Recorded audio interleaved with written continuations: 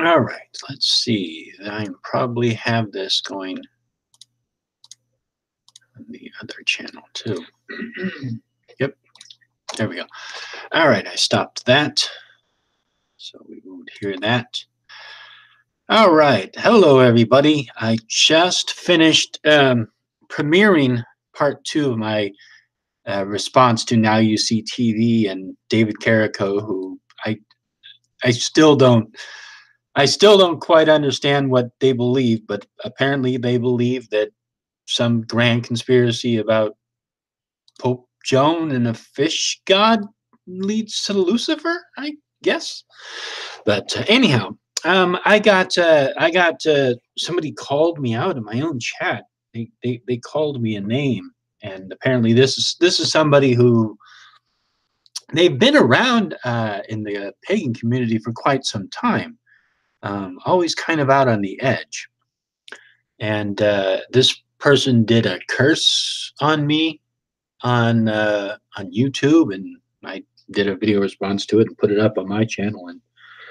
And so I'm inviting this person onto my channel to, lay into me. Just go ahead, just spill your guts, tell me everything that I've done that's horrible to you, and let's get this thing settled once and for all. And so anyhow, that's what this hangout is for. It is an open invitation for this person to come on and I guess tell me, just kind of figure it out what it is, what the problem is, and just resolve it, because it's just annoying.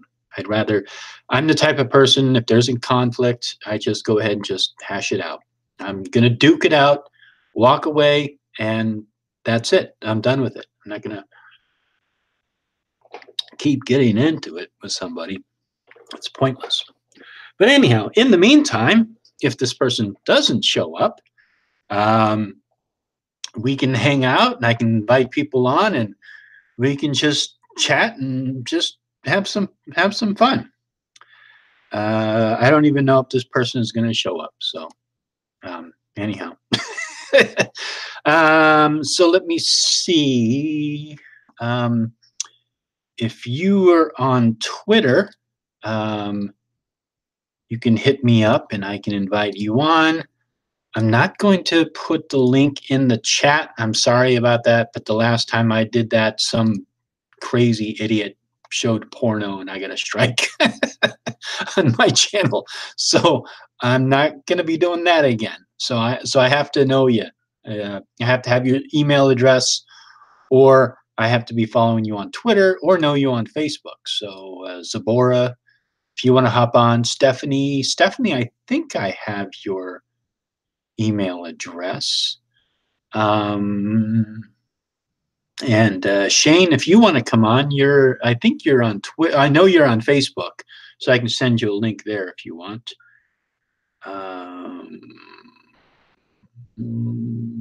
Yeah. So So if you're following me on Twitter or Facebook, hit me up and I will send you a link. And Zabora, let me know if you want to join in. I don't talk. Oh, Shane, that's okay. That's cool. You don't have to talk. Stephanie. Okay, Stephanie. Oh crap. I have to figure out if I have your email. Stephanie, I think we're on Facebook together, aren't we? I think so.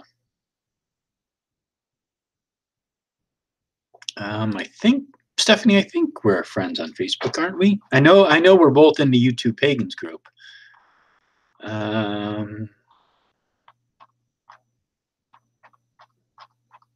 me see.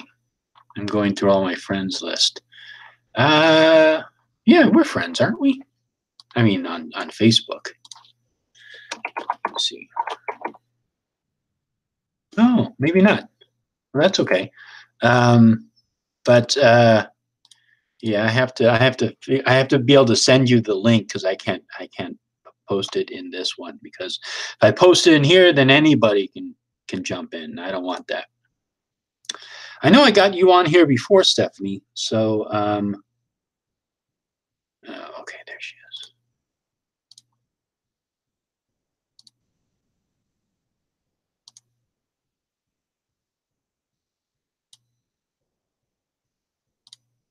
Let me just refresh this. And I will send you a link. I think that's you, right, Stephanie? You just sent me a friend request. So, okay, I'll send you the link, Stephanie. Give me 1 second here. Copy. All right, there we go. Okay, so I sent you the link via Facebook. Close. So cool. Yuppers. Let me see. Okay, Zabora. Okay, Zabora, you want in, right? Let me send you the link. Here we are. Send you the link. All right, Zabora, I just sent you the link. Let's see who else. I'm sick of stalkers. I am so down. I am sick of stalkers and haters. Hey, Baked, how's it going? Let me see. Ah, there you are. Okay, so Agnostic. You're going to have to send me an email. The email is, I will put it in the chat now. Send me just send me an email, and I will send you a link to this Hangout. And you can come on and we'll chat. We'll get this worked out. Let's put it that way. Hey, what's good to me? What's up? I love that Lucifer video that you did. The Venus is Lucifer. You know, David Carrico, he takes a lot of liberties with his connections. So I really appreciate when someone takes the time to break down like every statement and trace back what they're saying just to prove the bullshit. Like that's very informative to me, and I really admire that style of video making. So thank you for that. Yeah, well, thanks. Yeah, I enjoy doing those videos. He's just so, he has this elaborate theory about how things work out, but it's like when you look at the whole picture, it doesn't make any sense. It's like, how the fuck does he make all these connections? It's crazy. He pulls the weirdest fucking shit just right out of his ass, you know. It's like when he said, I think they said the Eye of Isis or some shit like that, and I was like, yeah, that was a Jay Dyer. That was the huh? That shit came from a video game, dude. That ain't even ancient Egypt. What are you doing? Oh, you're thinking of a different one. Oh, maybe. I don't know. They've done a lot of them. Yeah, exactly. Yeah, the one you're talking about. Yeah, exactly. That, I don't know where they got that either. Well, I mean, like, I was thinking, because, you know, I was actually watching some of your older videos and stuff, and I don't remember who it was you did the debate with, but you invited somebody on, a Christian, and you kind of did a debate with them, and they just kept, was it Matt Slick? No, I don't know who that guy was, but yeah. Hey guys. What's up, Steph? I don't know. I've just been inspired recently. I was thinking about maybe doing some Mormon debunking because Joseph Smith translated a papyrus piece that was a funeral text and claimed to be the life of Abraham. So I don't know. I was thinking about maybe tackling some ancient Egyptian debunk type stuff. Oh yeah, that'd be fun. Yeah, I think the whole Joseph Smith story is just, I mean, it sounds like it sounds like a total scheme, you know. He was already running around committing hoaxes and milking people out of money, and then he suddenly wanders off in the forest and finds golden tablets. It can't be translated by anybody else in the entire world except for him. And no one saw these tablets because the angel took them back, and then the tablets that were faked were admittedly faked and then proven faked. Nice. Exactly. It's kind of like everything's convenient. Like, I love it. Just like, Only I can prove this thing. I'm amazing, Exactly. right? Mhm. That's so silly.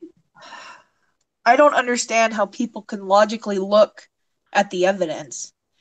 And I mean, like Mormons today admit that the Book of Abraham obviously is not the Book of Abraham that Joseph Smith claims, but they cop out of it by saying you have to have the Spirit of God to understand that it is the Book of Abraham. So they say it's false. At the same time, they say it's true because God said so. Right. All right. Okay, so you started all this because what's his face or her face or whatever went like nutso on your channel? What the hell? Yeah, I think it was I think it's Emily, right, Zabora? Yeah, That it's Emily. Agnostic Pagan. Yeah, her latest account. Okay, yeah. So this is a lady named Emily who's had like many different channels. Like I don't know, she's had a lot of channels, and Yeah, I caught a few like things in between Comedic and her, and I was just like, what the hell is going on? yeah, exactly. And you know, And whatever. why is she attacking you now? I don't know. I don't know. So anyhow, so that's why I just wanted to. I mean, I was gonna have I was thinking about having a hangout after this premiere anyway. So it's not like I'm doing this really specially for her. But I figured I just kind of like kill two birds with one stone, and just like, all right, fine, let's hash it out and get it over with. You know, I much prefer that route. She's gonna accuse you of censorship, and then you say, "Hey, come on my channel," and then she bitches out. I know, right? So I mean, like, it just looks bad for her. Yeah, yeah, exactly. So Zipporah, you said that she's like Jim is to me, but no, Jim is nothing like her because she's gone crazy and actually, what did she got your last channel banned or something? Well, there was several things, and I've got this mouth. So, but yeah, she was a contributing factor to the last one. That's why I've been a little bit more careful with this one. And we are almost up to 500 subscribers. Make sure you go subscribe to my channel. I'm doing a 500 subscriber giveaway. It's going to be massive. wow. Plug for me. Deal with it. And what's the name of your channel so people can go and check it out? I mean, you can also put a link in the. I think you can put a link in there. I can try. I don't know. I'm only on my phone. I'm not. Oh, you're on your phone. Oh, okay. Yeah, that's right. So, but the name of your channel is Comedic Witchcraft. Comedic Witchcraft. Right? Yep, Comedic Witchcraft. I teach an ancient Egyptian path mixed with hoodoo practices because for me, hoodoo, which is basically just folk magic, blends so well with Heka, which is speech magic of the ancient Egyptians. It just really fits in my practice. And since there's so many gaps in the ancient Egyptian path, there's no such thing as a 100% reconstructionist. You got to fill in some blanks eventually, either with UPG or other paths. So for me, I chose hoodoo. It fits me. I identify that way. I just rip out the Jesus bullshit and insert comedic concepts. What is UPG? Unverified personal gnosis, which could be, it's like a revelation you have that may or may not match with historical records. So basically, guys, she knows her shit to go to her channel. Oh, Stephanie's just like, let's summarize this. I know you were like, you're spouting all this stuff that like brand new baby witches are gonna be like, what the fuck? Like years ago, I would have been like, what the hell did she just say? Well, actually, I like recently today did a cleanup on some of my channels because I realized there was some stuff there that was bogging down my message. And I've even been contacted by other people be like, hey, what does this have to do with Comedicism or hoodoo? And I'm like, what, it really doesn't. Let me just clean this up. I didn't delete too much. I more put things under unlisted for my own personal views and private and stuff like that. Should I choose to share them? But I went through today and kind of cleaned it up. So hopefully it's a little bit more concise and clear in my message. Mm-hmm. Oh, that's good. No, I like the series that you do. It's very direct and to the point. I like that. I know. I like your channel. It's awesome. Oh, thank you. I'm humbled now. Well, it's fascinating. There's so many people on YouTube, and yet everybody has their own style and their own approach to things. It's really nice. Yeah, that's one of the things I love about YouTube. You know, it's really disgusting to see how many people just don't want to have a discussion anymore. Everybody thinks you're just attacking them if you have a different opinion or if you start asking questions. So one of the things I really like about YouTube and the Hangouts is we can actually talk, and then there's no implied inflection in the text. So I prefer this type of meetup to texting. Yeah, and I felt bad in my last hangout when Amber Says Nope came on. I felt like I was being too critical and too I was just being too critical. So I'm going to try to back off on being so critical of things, and so that's what I'm going to try to do. No guarantees. I'm trying to, damn it. Well, I mean, it's just, you know, because I really hate it when people, you know, challenge beliefs and do it to me. And so, you know, I do the same thing to other people. And so I just recognize that. So. Oh, God, I love having my beliefs challenged. Well, I mean, to a certain extent, but I mean, that can get annoying too. Well, yeah, but I mean, like, as long as it's a proper kind of talk, you know, it's like, hey, why do you believe this versus are you fucking stupid? Why do you believe that? Right. You know, like, it could be the approach too. Yeah, exactly. And how's it going, Ninja? I think this is the first time you've been in one of my hangouts, right? Well, I've watched a lot of your hangouts. Can you hear me okay, by the way? Yeah. You're a little low.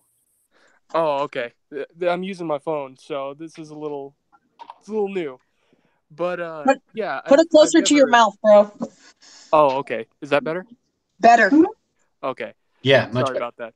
That's all right. Yeah, it's my first time actually making it to a live stream. I've always watched your live streams after the fact. But yeah, I'm pretty happy to make it here. Well, good. So I just got Emily onto Twitter and sent her the link, so she'll pop in. Hopefully she won't do like what Jim did when he went on to mine. Incoherent screaming rage. No, I'm expecting that. Yeah, no, I'm honestly expecting that. So I probably will ask you guys to leave. Deborah, maybe you can hang out for a little bit, and then maybe you two can get whatever it is between the two of you worked out if you want. I thought we kind of had this handled since like January, but yeah, dude, I'll totally be quiet and sit in the corner. Okay, all right. So, but anyhow, until she joins in, because I just sent her the link. I'm all buttered up, man. I'm ready. So sorry about this, Ninja. You're coming into a very dramatic stream. I apologize. Oh, I can tell. Yeah. That's okay. I feed off the drama, so it's okay. I don't. No, I'm joking. Well, some people do. I feel like on YouTube, some people do. It's like their channel is just, it's like dedicated to drama. And so it's like they almost have to generate it, you know, to, I don't know, keep people interested. Yeah. You're not wrong. You're not wrong. Like most of my videos that are extremely popular. They're not wrong. Well, I mean, all hail Lilokin, the YouTube god. But a lot of my videos that are the drama videos are the ones that blow up. You know, if I make an Emily video, be like, look at this fucktard. I get like 1,000 hits. Yeah. But if I do an educational video, I'd be like, hey, let me talk about the properties of Moonstone.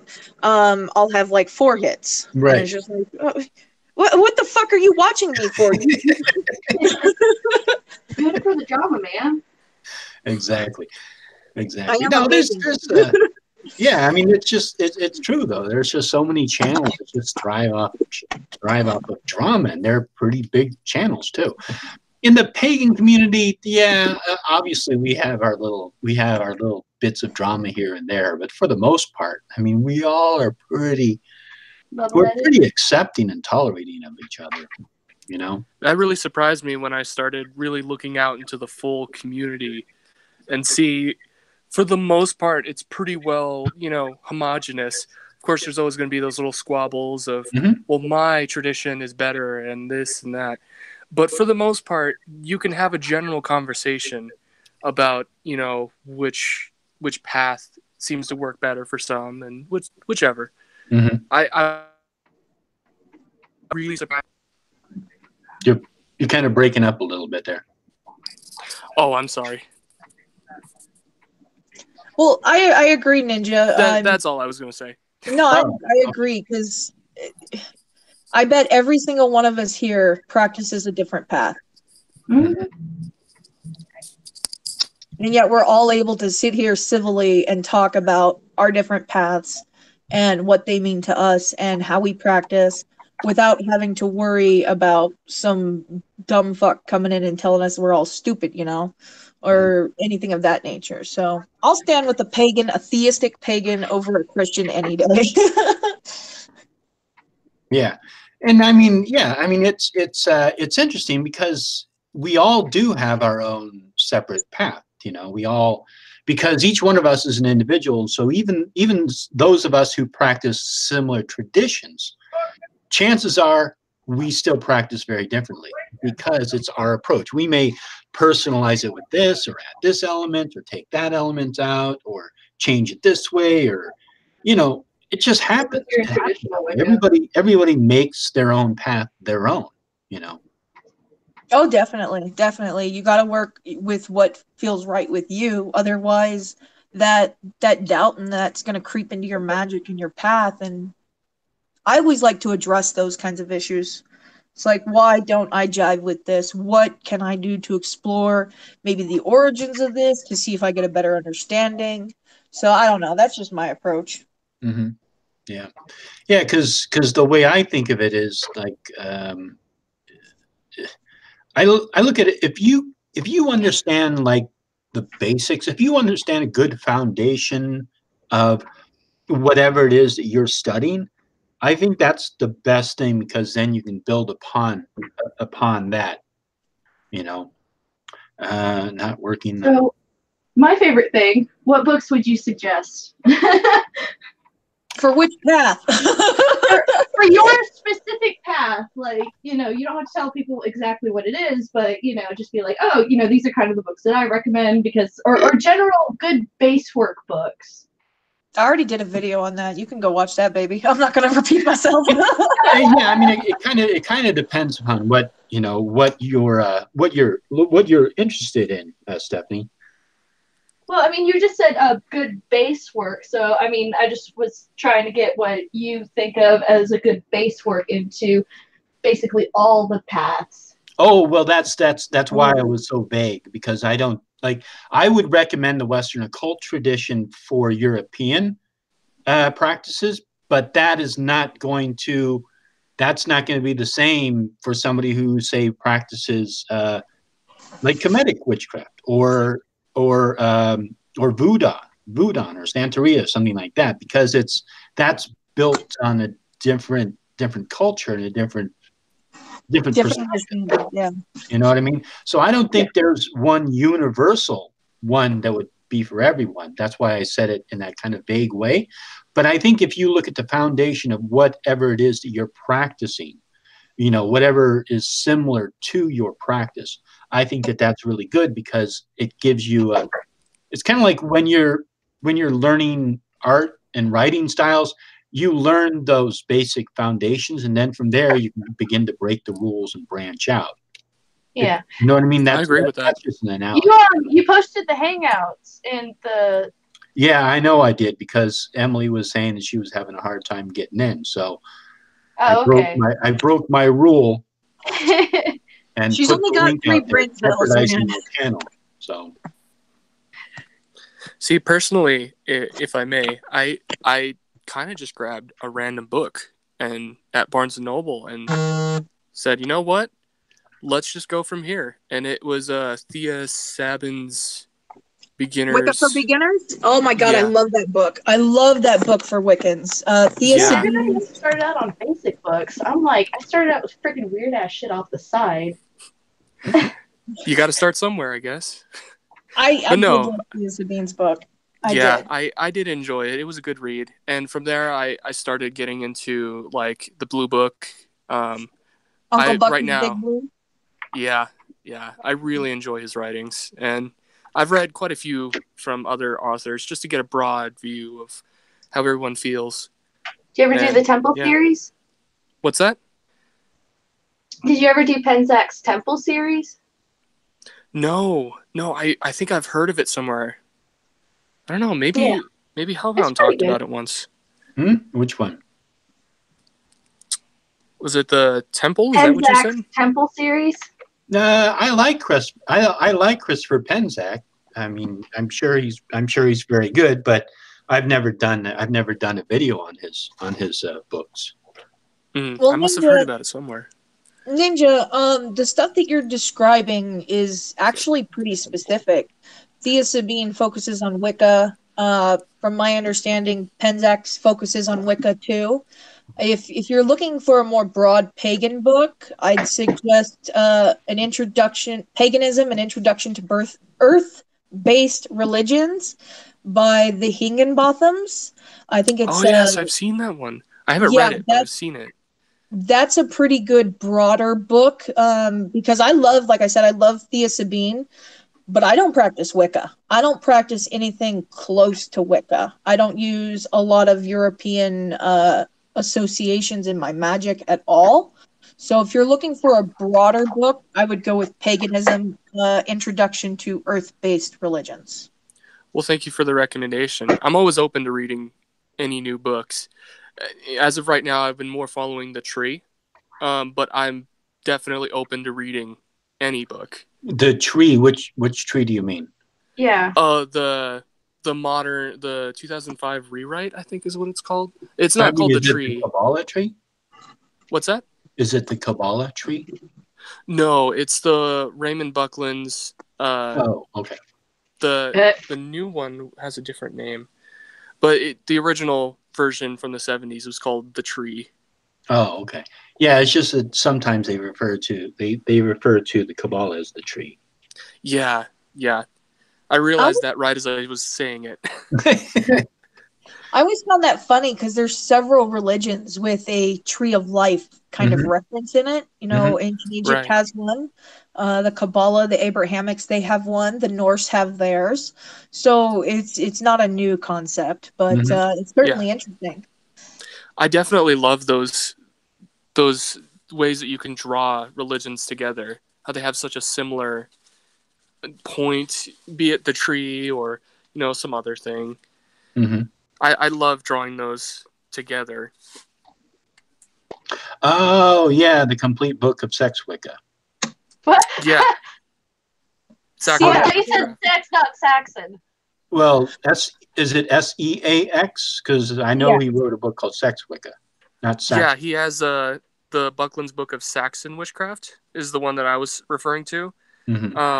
But it is also apparently referred to as Seax Wicca. All right. Oh, okay, good. So she joined. Oh, here we go. Oh, hello. So how's it going? Now, what do you want me to call you? Do you want me to call you the? Call me Emily. Everybody else does. Okay. What is that? EMI Emily. Emily? Okay. You can call me All Emily. right. All right, Emily. So what's up? Not much. I was just wondering. I have a slight question. Okay. Is it what I have a problem with? Is everybody in the religious circle has an aspect of harming each other for no apparent reason, and I've been sick of it. I feel like a victim of it myself by not just Zabora, but other people too. And I don't think me and her have actually talked like this. We've talked like on Facebook, but we've never talked to each other face to face or communication like this. Okay. Before. So it's this isn't exactly face to face. It's more kind of a computer screen. It works like a face to face. Gotcha. I know what you mean. So, but hey, Emily. So we can save time, and we've got several people here. So let's just you and I work out the stuff going on between us. I don't have any control over anybody else, but I can definitely control myself. Right. So what do you think that I have done to you that you are upset about? I feel like in the past that there has been a little bit of intensity there where about that one video I made supposedly cursing you, which was me making fun of you, not actually me cursing you.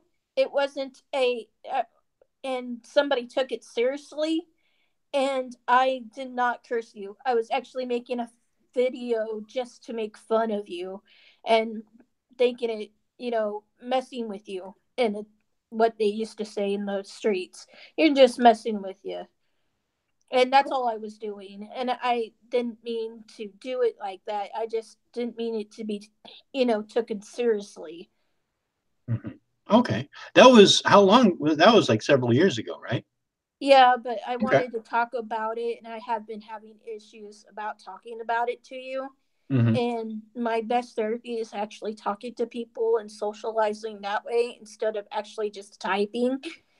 It's easier to socialize and get the past behind us that way. Yeah. But I'm sorry for making that video if it's any non-consequence. What it did get is Zabor used it to get me out of a coven, which I'm not very fond of that. But I didn't do it to harm anybody. I did it to make fun of somebody, and maybe that was the wrong way to go about things, and I'm sorry. Well, I accept your apology, and yeah, that's okay. I obviously did take it the wrong way because I thought it was serious, and that's why I made that response to it and put it up on my channel. But if you want, Emily, since right now we're letting the past go, and I am ready to move forward. So am I. Okay, good. So what I'll do is I'll remove that from my channel. How is that? That's a nice thing of you to do.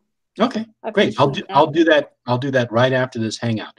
Now, is there anything else you feel that I've done to you, or no? I just said about you, or no? I just I might not have a Q&A with the way you treat Christians. I think certain types of Christians need to be left alone, and especially the psycho ones. Mm-hmm. Okay. Like the Now You See TV. I mean, I think in a way that's a thing that needs to be let go. And I mean, it's like it's like me trying to say bad things about you when I was doing bad things about you. You know what I'm saying? That because I thought you were holding something a grudge against me or something. Okay. Over that video.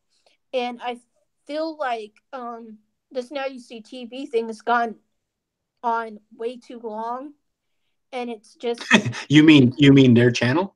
Yeah, they're just a bunch of idiots that don't know the Bible from a hole in the ground. Okay, they are really a bunch of idiots. I've never I've heard of Alex Jones. He's an idiot. He's about the same thing as they are, and that's how I feel right now.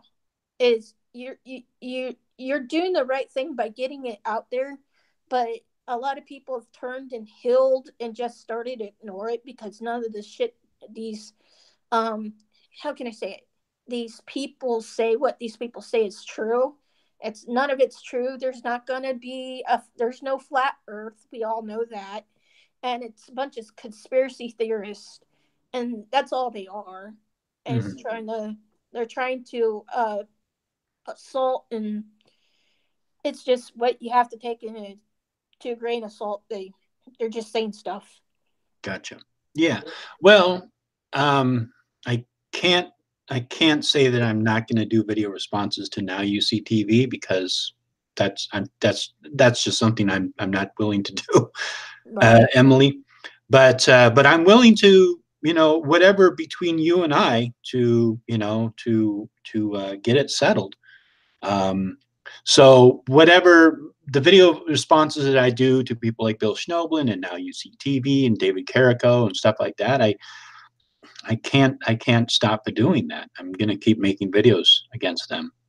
Okay. Yeah. That's your decision. I'm just saying I just don't like it when they make a video about you and they're being stupid about it because they don't know what anything, and it sounds like I don't know it when I type it, but I don't put all the words together when I type because I skip words. It's part of my dyslexia. And so I have an tendency of skipping words. So nothing that I type out actually comes out in, it doesn't get out there properly. That's why I misspell things too. And autocorrect doesn't work either for me. So, I mean, if you can't understand what I'm typing, I'm sorry for that too. No, I mean, I understood what you typed in the last hangout that we were in, where I invited you onto this. Yeah, I didn't mean to say that, but it is. I don't mean to say stupid asses a lot. I just feel like, YouTube is a stupid place for things like it's just a stupid place to have an argument. Period. Yeah, I agree. Or get dangerously mad at someone. All I'm doing here is playing with cards anyway, so because I write down in your journal, I do private readings, my own readings and stuff like that. But no, I have no beef with you other than that video, really. Okay. Well, good. Well, that's good to know, Emily. So what I'll do is I'll take that video down after this hangout. So, and I know that. So, Emily, is everything okay between the two of us? Yes, everything is fine between the two of us. Okay, good. Because you and I have never really interacted that much, and I never really quite understood what the problem was. So I'm glad that I had the opportunity to finally sit down and talk with you and figure it out and get it straightened out. Right. So, now I know you have a problem, or I don't know if you want to have this opportunity to talk with Zabora. I would love to. Okay. If she wants to, but that's up to her. Okay. I'm not gonna All right. force anybody. All right. So, Zabora, how do you feel about that? She can talk all she wants. Okay. All right. Good. So I'm happy to either moderate or just mute myself and just let the two of you work it out. What would you like? You can moderate. Okay. What do you think, Zabora? Works for me, dude. You're the fairest dude I know. All right. So, okay. So let's do it this way. Let's give an opportunity for both of you to get it all out, and then the two of you can respond. So first, Emily, I'll let you go, and if you could, take a moment to think about what it is at the heart of how you feel about Zabora, or what has happened that has made you get to the point, because I have this observation. It seems like the two of you are not getting along. So, just whatever it is, just let it out, and then Zabora will have her chance to hear you, and then she can rebut to that, and then hopefully we'll get to a point where the two at least get it settled out there. So I'll go ahead and let you go first, Emily. Hey, I just wanted to apologize for some of my things that I have said to you, Zabora. First off, I don't mean to be an asshole, idiot, or whatever, words that between us conversated like that. What I do have a problem with is it's been continuous for years, and I would like to put the past behind us. if that is okay with you. I would like to end this argument, nonstop argument with issues that we have, and just cut it quits. Okay, all right. Sorry, I had muted myself there. So, okay, Emily. So Zabora, your turn. So you've had thousands of chances to walk away. And yet today you have decided to come in, attack people again, and then try to play the victim. And this is kind of the issue that I have with you. Always coming on, playing the victim, while also dictating to others what they should do, how they should think, how they're wrong because they don't agree with you. I mean, do you not understand that you dictate to others what to do while claiming no one can tell you what to do? Do you not see the hypocrisy in your actions? Coming on all of my videos, creating thousands of fake accounts just to thumb me down because you don't like what I have to say? Just don't fucking watch. It's really that simple. You tortured yourself. I'm massively entertained by all of this. I don't have any trouble sleeping at night. I'm not having my family come to me telling me to stop because they don't like how I'm behaving. That's on your end. Your children have called the police to have you committed because you have got such an ego that everything has to be about you. You need to stop, Emily. You need to just stop watching my channel, stop watching Blue's channel, stop watching Nisha's channel, and walk the fuck away. Because that's the only way you're ever going to achieve happiness. If I make a comment about someone and you happen to think it's about you, you flip out. Stop watching my channel. If you really want this over, stop. So Zabora, what is it that you want? What is it you want to accomplish in this hangout with Emily in particular? Oh, I had no goal. You have no goal. Yeah. Okay, then this is not going to work. Oh, I wasn't aware that I had to have a goal. Yeah, this is not going to work. I'm not going to offer this time for the two of you to just yell at each other. That's not what I'm going to do here, because I don't want to waste everybody's time here. I'm going to end this if this is what you want to do. If you want to be honest with Emily, work something out and move forward, I'm more than happy to continue. But if you're just going to if you don't have an end goal, then I don't see the point in this. Well, I apologize. My tone was a little harsh. I probably should kind of dial it down here a little bit.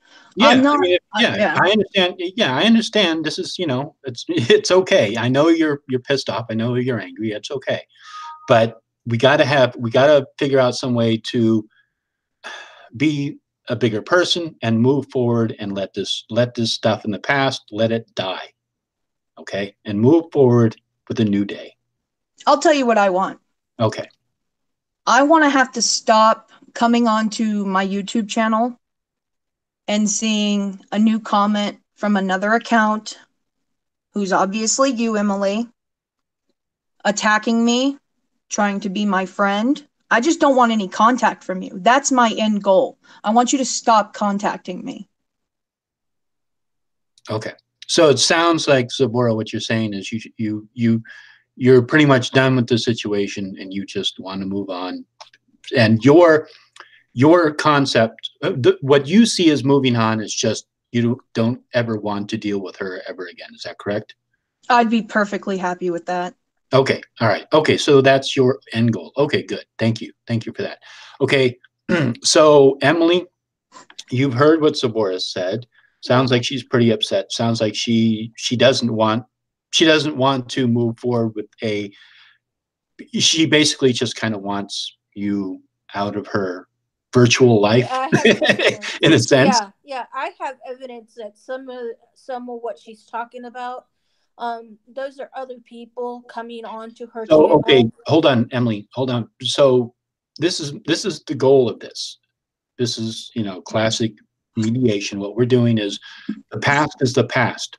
Whatever has happened in the past, that sucks. We can't change the past. The only thing we can change is right now and the future. Okay.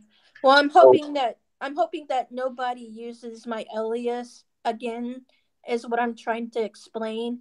And people have been known to start make a fake account in my name or my mom and my father's name.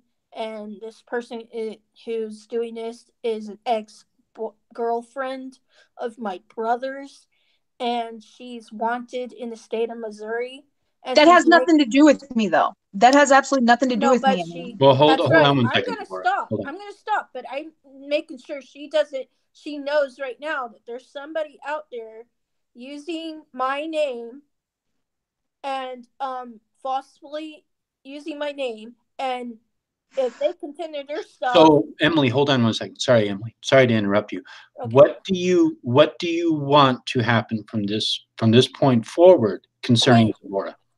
Just quit basically saying that I'm making all these different accounts, because it's not me making all these different accounts. It's somebody that I know about, and I want them to stop using my name, which they know that, but it's not me. Okay. All right. So it sounds like what I'm hearing from you is it sounds like you pretty much are saying the same thing that Zabora is saying. It sounds like Yes. you're just spent, you're upset, and you just, there's nothing to salvage out of this relationship going forward. So I'm going to recommend this to both of you. Just avoid each other and ignore it. I mean, that's, you two are at this point where it's just, there's too much. It looks like there's just too much history going on there. So, yeah. So if there's anything else, if there's anything you feel that you can go forward with, I mean, you can try that, but it sounds like the two of you just need to avoid each other. I agree. So can you, Emily, make a promise to everyone here and also to Zavora, tell her what you feel that you can do to make her situation the goal that she wants. What can you do? I can agree to keeping my one YouTube account that I have, and that I will not use it to comment on her. That's pretty much as far as we're gonna go. It's not comment on her channel or subscribe. Okay, cool. And Zabora, how do you feel about that? Yeah, I don't know, man. I mean, like, this is new territory for me, because it was just a couple weeks ago she was trying to pretend to be someone else and come on my channel and try to be my change the friend. past. So, exactly. The future. So this, like I said, this is new for me. I'm not really sure what to do, because I only have my previous experiences to go off of. I haven't watched any of her content since she made her new channel. I was actually contacted by a friend to say, like, hey, check this out, that it actually wound up being part of her content from her channel. Zabora, in relation to what she just said that she's willing to do, can you accept that? Yeah, but I don't believe her. Okay. I accept it, but I don't believe her, is what I'm getting at. Okay. All right. So you'll accept it, but it sounds like you have hesitation. You have reservations. Well, yeah, just based on past experiences, though. Okay. Now, what can you do for Emily, what she said that she wants done?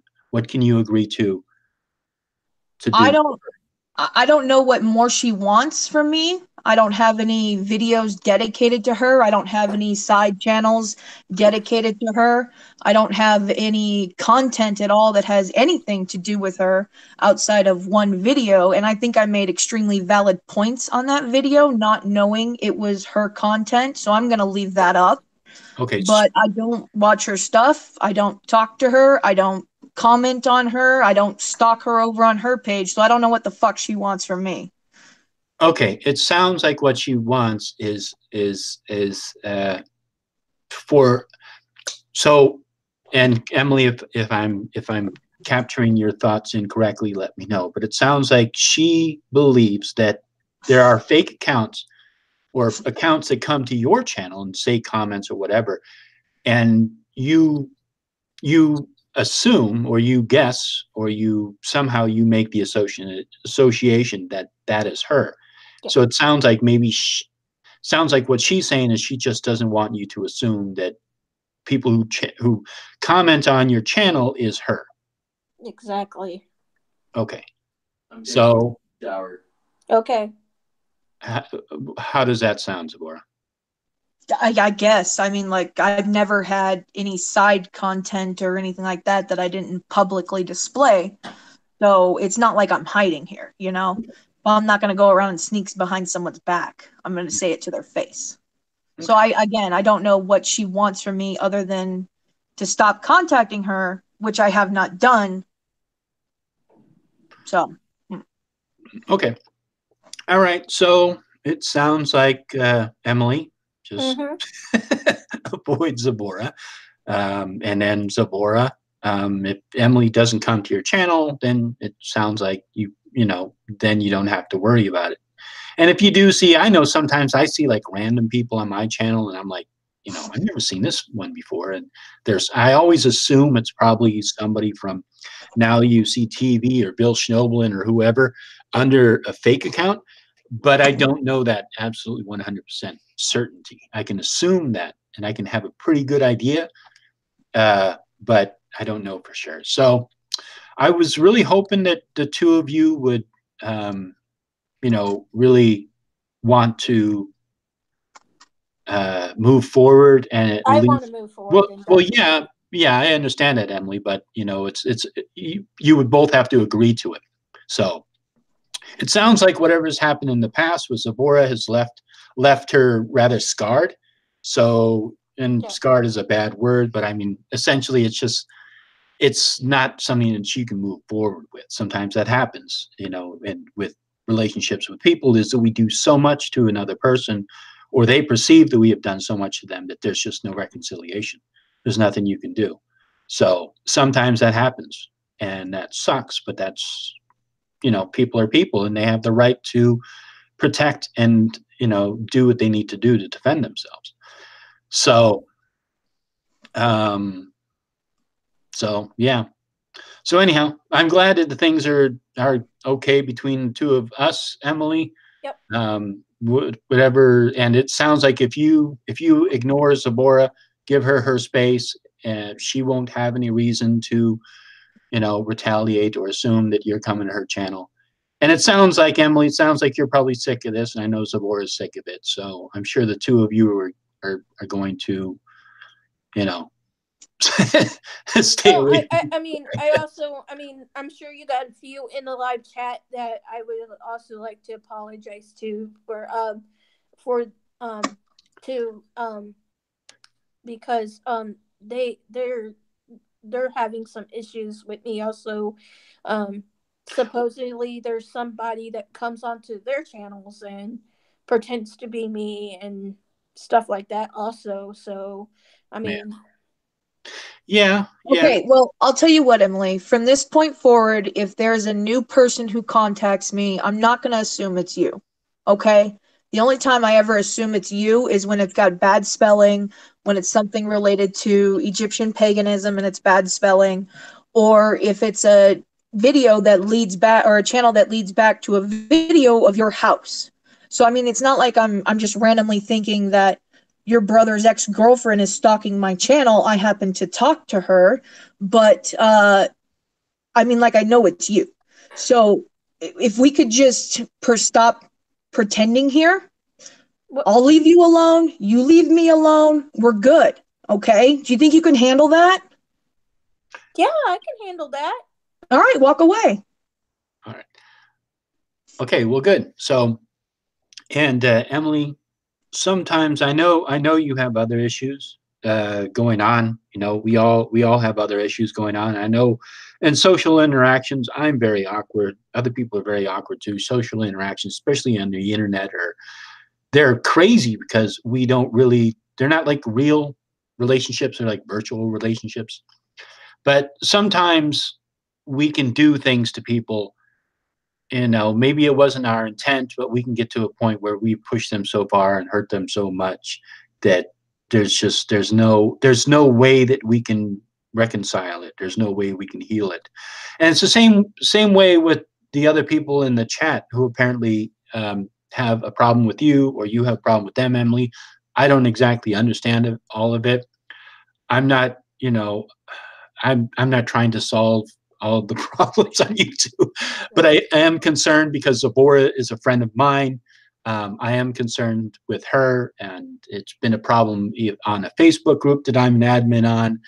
It's been a situation that pops up in my comment section. So I wanted to get it resolved for my own, my own serenity.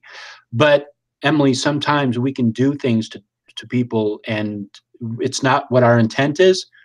And we actually end up pushing people away from us. And it's, just you be aware of that. Maybe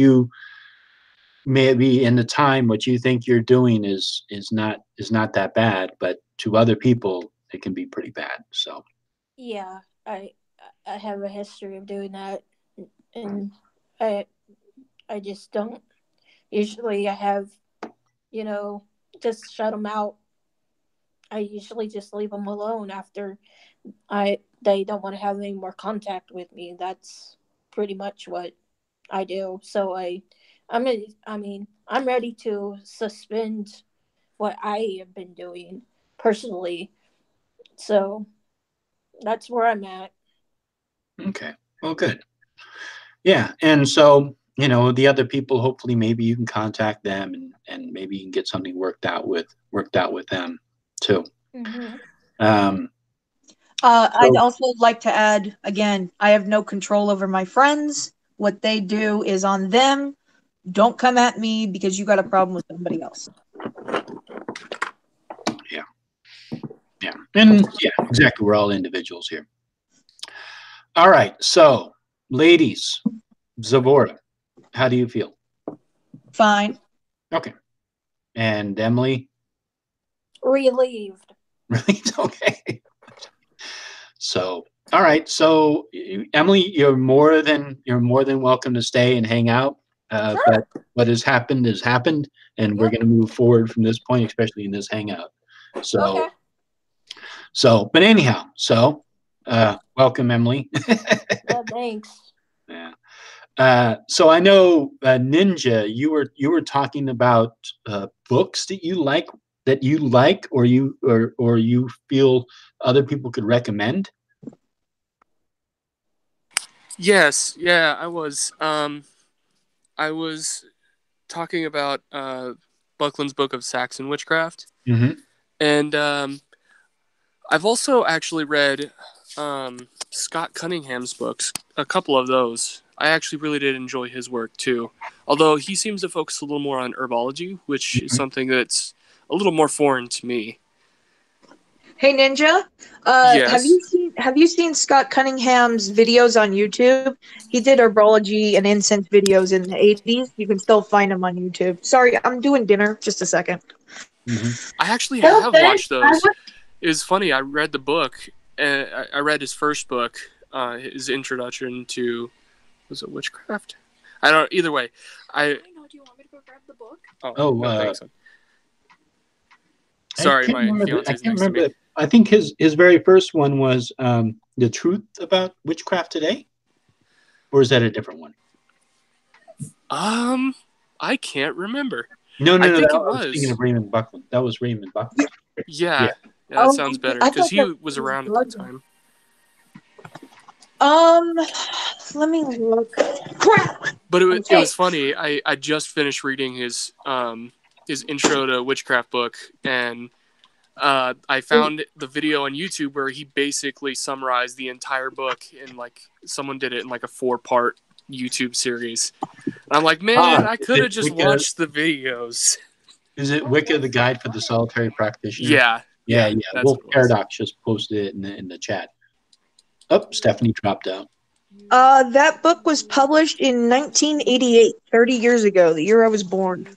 Yep. The Wicca for a Solitary Practitioner. I don't know if that was his first one or not.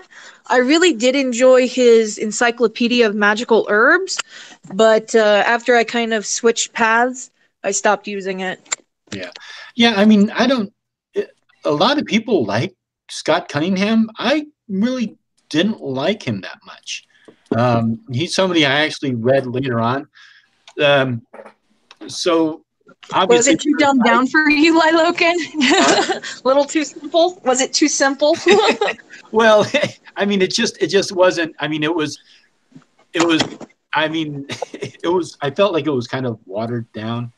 That's kind of how I felt about a lot of American Wicca books, is that they were based on it, but they weren't, like, quote unquote true to the form. I can see how you would say that after reading Stuart and Janet Farrar's The Witch's Bible. Yeah. That is the most complex piece of ritual magic outside of Cometicism.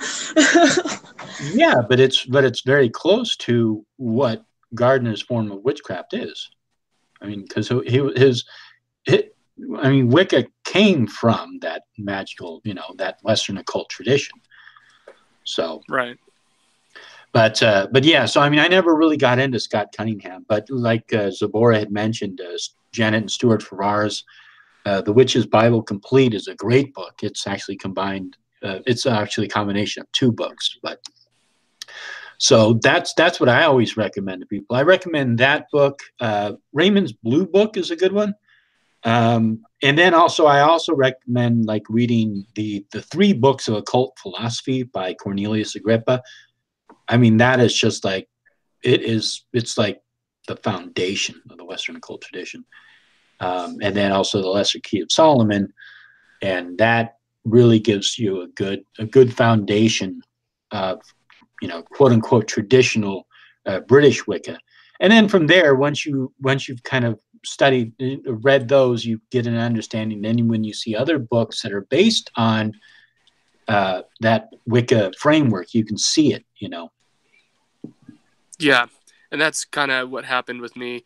It's actually funny. I was watching one of your videos, and you mentioned that, a lot of newer books do tend to be a little, I don't know if you use the term watered down, but, I felt that way when I started reading some of the newer ones.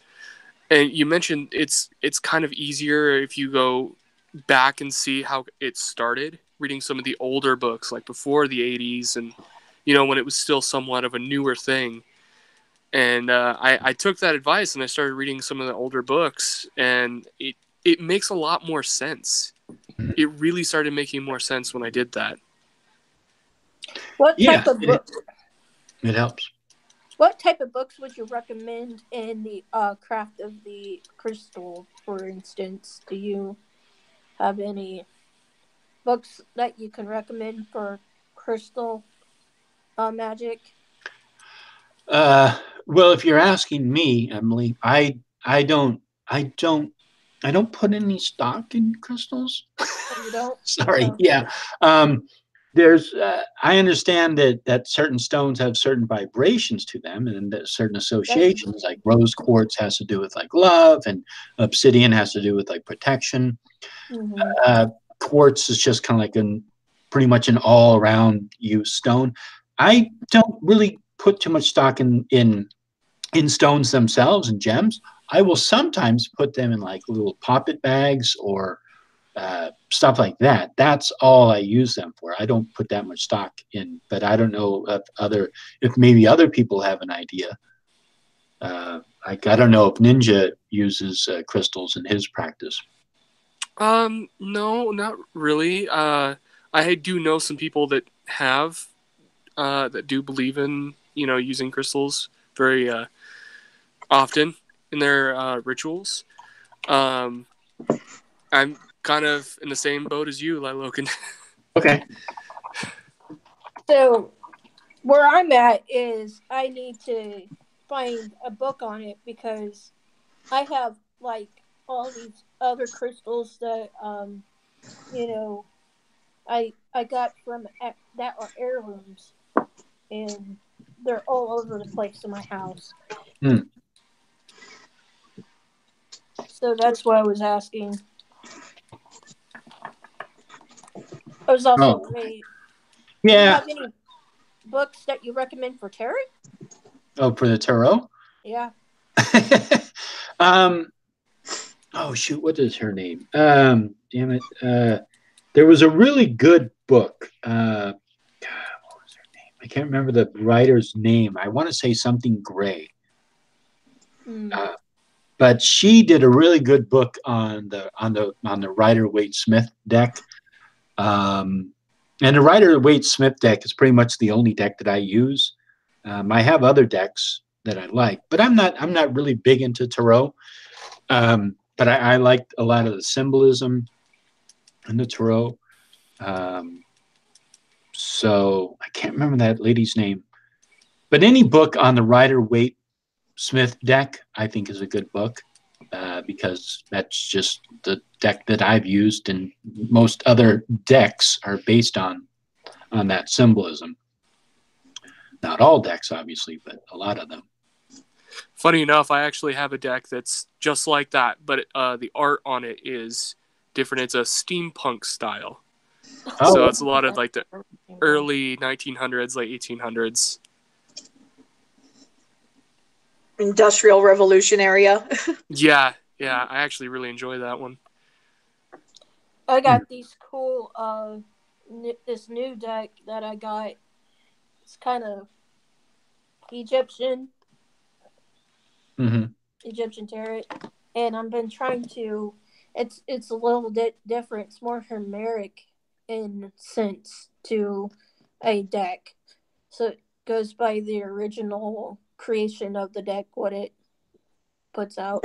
No, it doesn't. I have that deck. It's Rider-Waite-Smith based.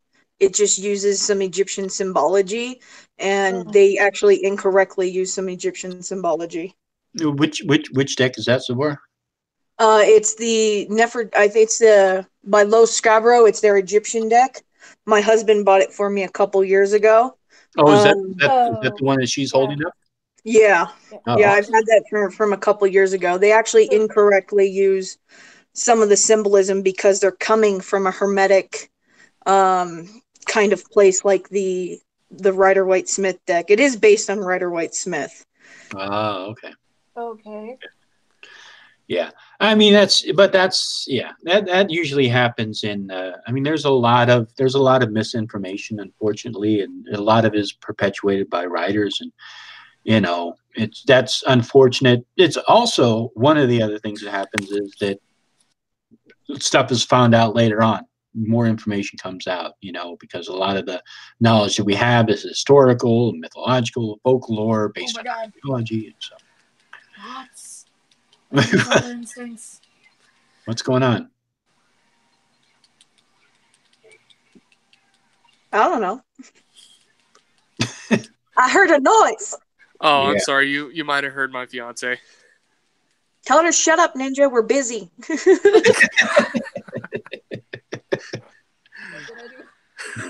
I told you to shut up, woman. Yeah. Well, Lilocan, I actually have a question for you because you made a comment on a friend's video where you were talking to a friend of mine about it. What is your interpretation of pop culture magic? Oh, I don't put any.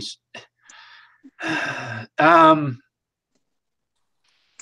know you don't put any stock into it, but I specifically kind of want to ask why.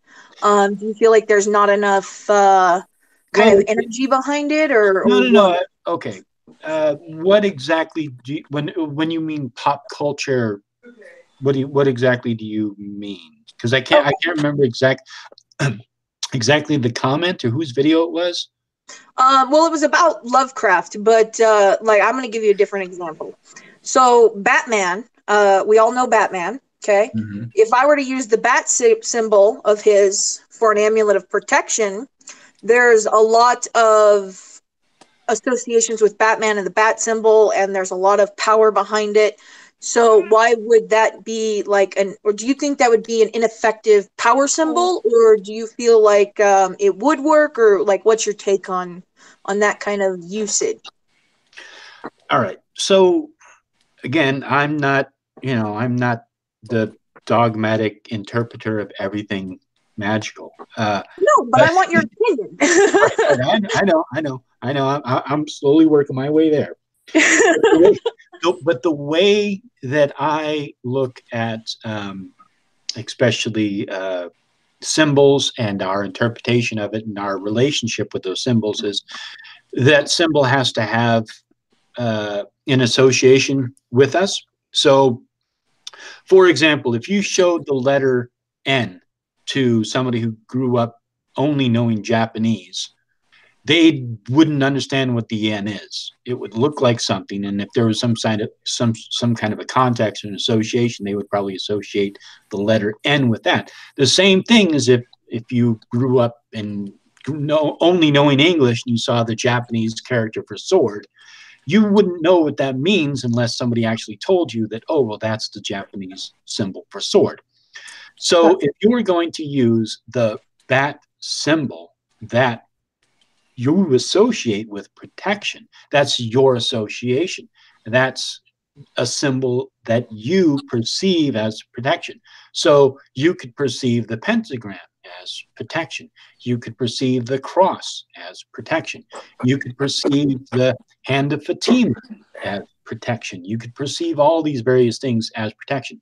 So if you perceive it as protection, then I don't see anything wrong with that, because that association is what you're associating with it. That's what you're, quote unquote, building the magical energy on.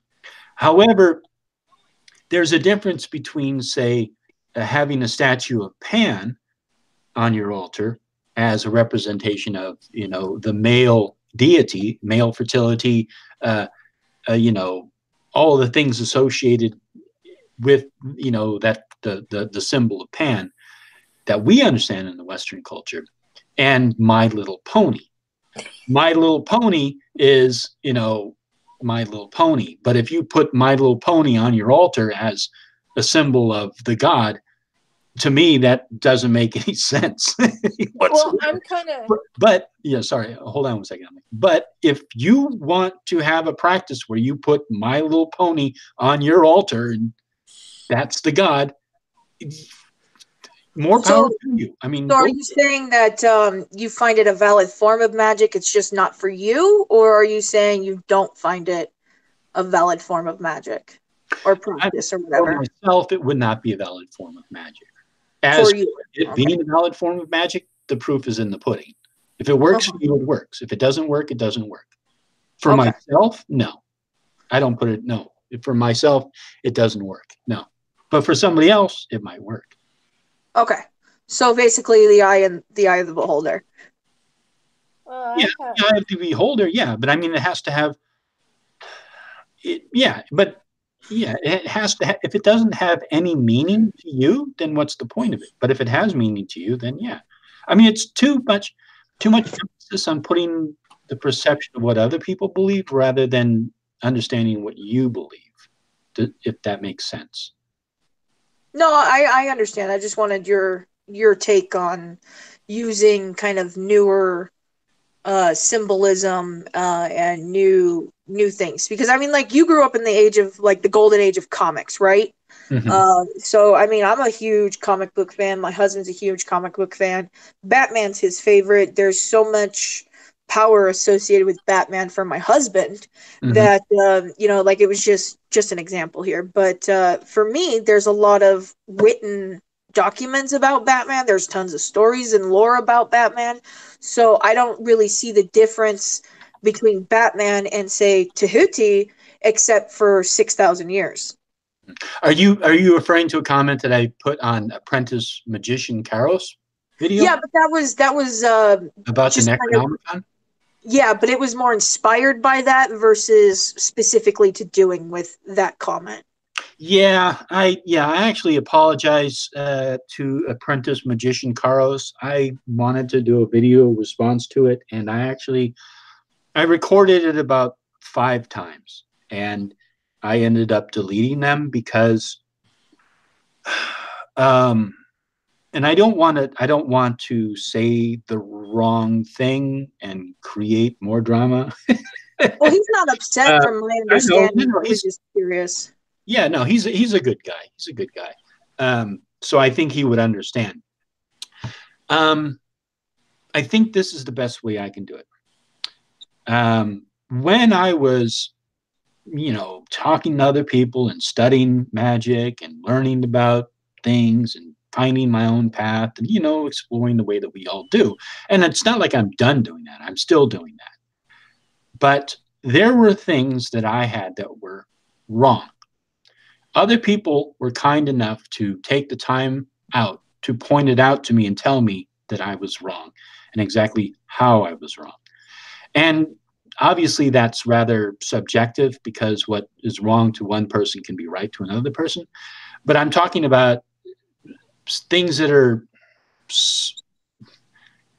are historical accuracy, that is fact, like we can say, okay, well, Aleister Crowley did this and he wrote that and he said this.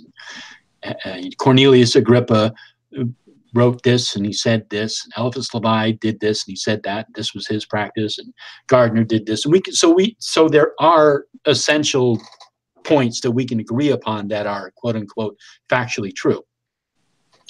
The Necronomicon is based upon, H.P. Lovecraft's book that he wrote is based upon Babylonian mythology. It's based on that. And there's a lot of stuff that Lovecraft used to make his books seem very really realistic and legitimate. So I have an understanding, and this is where I had a hard time conveying this information to Karos. And I feel that a lot of it is mistaken. A lot of people perpetuated this, especially around the Simon Magus character, and there's a lot of information out there. So rather than being the punching bag for other people's opinion about me being a quote unquote, striving or trying to make, myself be this arbiter of all things, the occult, just look into it, find out for yourself. And if you want to have a practice that is based in, it's hard to say this without sounding like a pompous asshole, but if you want to have a practice that is very close to the Western occult tradition, then that's what it is. But if you want to have a practice that's not really kind of based upon that, it's more kind of subjective and based upon feels, and it's what you want to do, then go ahead and do that, and it doesn't matter.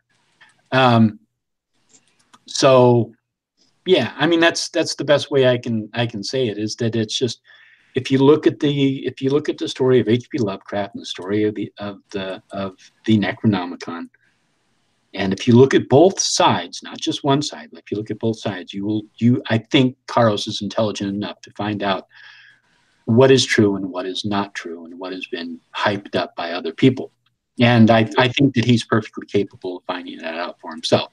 I already have my opinion about it, and I have my own personal truth about it.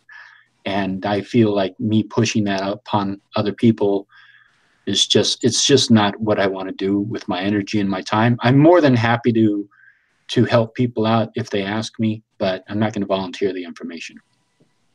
Okay. Well, thank you for answering my questions. I guess I was just coming from like a little bit of a different perspective. Mm-hmm. Well, what's your perspective on it? Okay, so the Egyptian mythology is very fluid. It's both and, not either or, as it is in the Western occult traditions. Mm-hmm. So you have multiple creators that are either male, female, old, young, don't matter. Multiple different perspectives of it, just because that's how they were. So right. There's no difference for me between, like I said, like the Batman myths versus the Egyptian myths, other than time. They're all made up by people. They all have their own merits and convey morals and whatnot. So for me personally, I don't see the difference, because it's all energy and thought forms to me. Mm-hmm. So that's just kind of my perspective, and it's a different understanding, I guess. Mm-hmm. Well, yeah, but I think that you and I have similarity there, because you and I both used words. We said the energy that we put into it, or how we perceive it, and that's the key, is understanding that where it all comes from. It's like I said in another hangout before. It's like, if you draw something with chalk, you know, and you're drawing an image, that image is just, you're creating an image. But if you're putting like magical intent behind it, then you're, in a sense, creating a thought form, or you're creating something with this chalk. So it's less about the instrument that you're using. It's more, what is your intent behind it? Like, if your intent to look at the Batman mythology as a heroic, protective, strong figure, then that is your intent, and that's what you're putting into that. It's the same thing with mythology. Somebody who says the hero Cuchulainn, the hero Cuchulainn has protective qualities and strong qualities and is defensive, and then if you associate this with that character, and I don't exactly understand how you would use Cuchulainn in the magical practice, but if you had like a symbol of Cuchulainn, you could put your emphasis and your intent into that being a protective amulet, and you could do the same thing with the Batman symbol. So in that sense, you and I agree. Okay. Yeah, that's kind of always been my understanding, is like you said, it's all about the intent of the will of the magician, because that's witchcraft. And that's what I do. It's all about the intent. It's kind of like when you did your sigil video, when you made your money video, and then you got a fake check for your fake spell. I thought that was hilarious, because that shit happens to me. Yeah, I didn't realize until later on. I'm like, oh shit. Well, yeah, it's like I did a cleansing ritual, and then all of a sudden, some negative ass shit left my life, and I was like, oh yeah, I forgot about that. I should write that down as a plus result. So yeah, no, thank you for answering my questions on your ideas of pop culture magic. So it sounds like it's just the same way I think. It's all about intent and what the magician puts into it. Yeah. Would you say pop culture is not a form of paganism? Pop culture, paganism, witchcraft? Would you say that's, not a form of paganism at all? Well, when you say paganism, what do you mean by that? You see, this is, we all have to come to an agreement of terms. Agreed. And that's kind of like what symbolism in the Western occult tradition is. We all can agree, in a sense, what a pentagram means, or other symbols. We kind of already have, they've already had a common usage and a common association. When we're talking about pop culture, we're talking about popular culture, things that are essentially new, that we're creating, associations with, and we're creating icons for.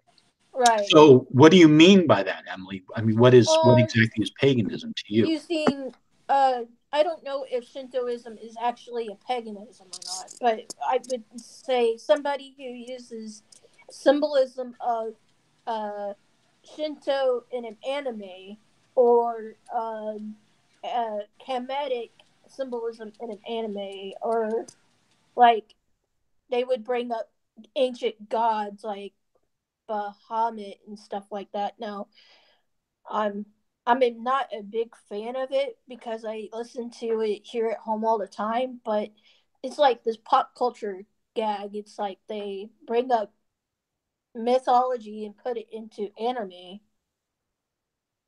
Well, that actually makes more sense to me, because they're taking already an established story, and then they're just kind of like they're putting a modern twist on it.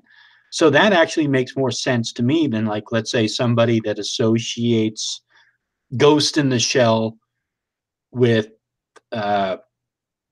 some sort of a Mercurian element that can go into computers. And I mean, it's really fascinating if you want to start thinking in that realm of what you can do with pop culture icons. But it comes down to the same basic thing. It comes down to what is the association of it and how do you perceive it. So going along these lines, like let's say in our culture, we perceive, like, let's say a stop sign as a stop sign. It means stop. So if you were creating a sigil, you could put a stop sign in there, like, oh, I want this to stop. And you put the big stop sign in there in your, in creating like your sigil or, whatever it is that you're doing. Like, I don't know exactly how you would use that symbol for anything else, but if you were using it for sigil work, that association would be there for you. But like, let's say if you went over to Japan or China, they probably wouldn't understand what the stop symbol is. So to them, it doesn't have any association. Right. So, Well, I'm going to have to go because my battery on my phone just gave me a 20%. All right. Sounds good. All right. Thank you. All right, Emily. Take care of yourself. Yep. I don't even know how to get out of here. You hang up, hit the red button. I'm trying to. It's not. There it is. So, yeah. So, I mean, it's just, yeah. It really depends. Whatever association you have with it is really key to it. So it boils down to the will of the witch. Well, yeah. I mean, it does. It's at least the way that I perceive it is yes, it comes from your perception of things. Whatever you perceive is, yeah, it comes down to that. It's not the sword that you're waving. It's not the dagger you're waving. It's not the wand. It's not the tarot card. It's not the candle. It's not the herb. It's not the It's gem. your energy. It's not any of that. It all comes down to you. Yeah, it comes down to that. So whatever your vehicle is, whatever means you have to use it at your disposal is that. But it does have to make sense. This is where it gets hypocritical and paradoxical, because it does have to make sense. You have to use certain language that you have agreed upon. If you just start speaking in tongues about something, I don't know if that's going to have any effect. But if you say words and you do things that you have intent behind and you have a strong association with and a strong connection with, I think it's going to make whatever it is you do that much more important and relatable to you.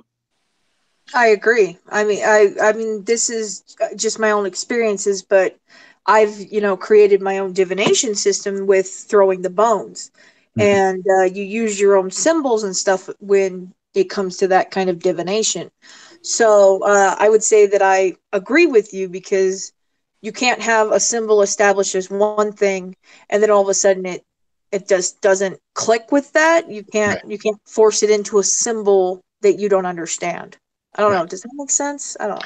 Yeah, it does. I mean, because when you start getting a little more complex, the words start to escape us. It's a little hard to describe feelings. Yeah, it starts to get very hypocritical and it sounds paradoxical, and it seems to cancel itself out. But it's true. You have to be able to skirt that realm that's between the worlds, and that's where things begin to start to kind of break down, because you just kind of have to, it has to make sense, but it doesn't have to make sense, I guess is the best way to describe it.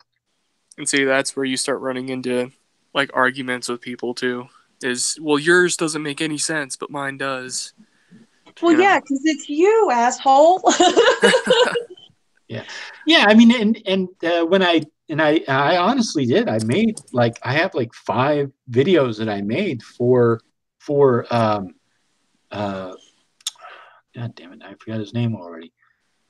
For Apprentice Magician Karos, because I wanted to convey it to him and not you know, I wanted to convey it to him from my perspective, and to just kind of relate to him, you know, how I felt when I found out I was duped by something. And that's, you know, that's how I wanted to explain it to him. But I also wanted to explain, like, it doesn't matter what I think of his practice. If it works for you, then who cares? You know, I mean, if you enjoy what you're doing and it's what you like to do and it works for you, then nothing else matters. It doesn't matter if 100 people disagree with you, or 1,000 or 1,000,000 people disagree with you, or one person disagrees with you. That doesn't matter anymore. It's your practice. It's what you do, and it's all about you. I mean, I'm being facetious, but in a sense, that's what. I remember I had an atheist actually comment on one of my videos, and they said that they were upset with me that I identified as atheist because I also identified as a witch. And for them, an atheist has to not believe in anything. And I was like, dude, that's a skeptic. That's not an atheist. An atheist just doesn't believe in God. So don't try to put me in your box just because it doesn't work for you. Mm-hmm. Yeah. Yeah, I definitely get that.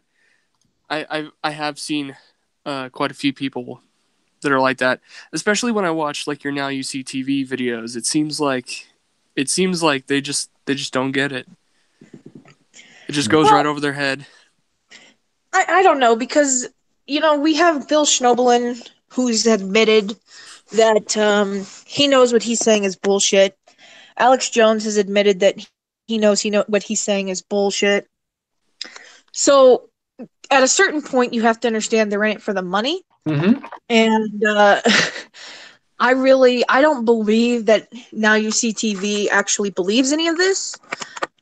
They seem educated enough to know that what they're spewing is bullshit.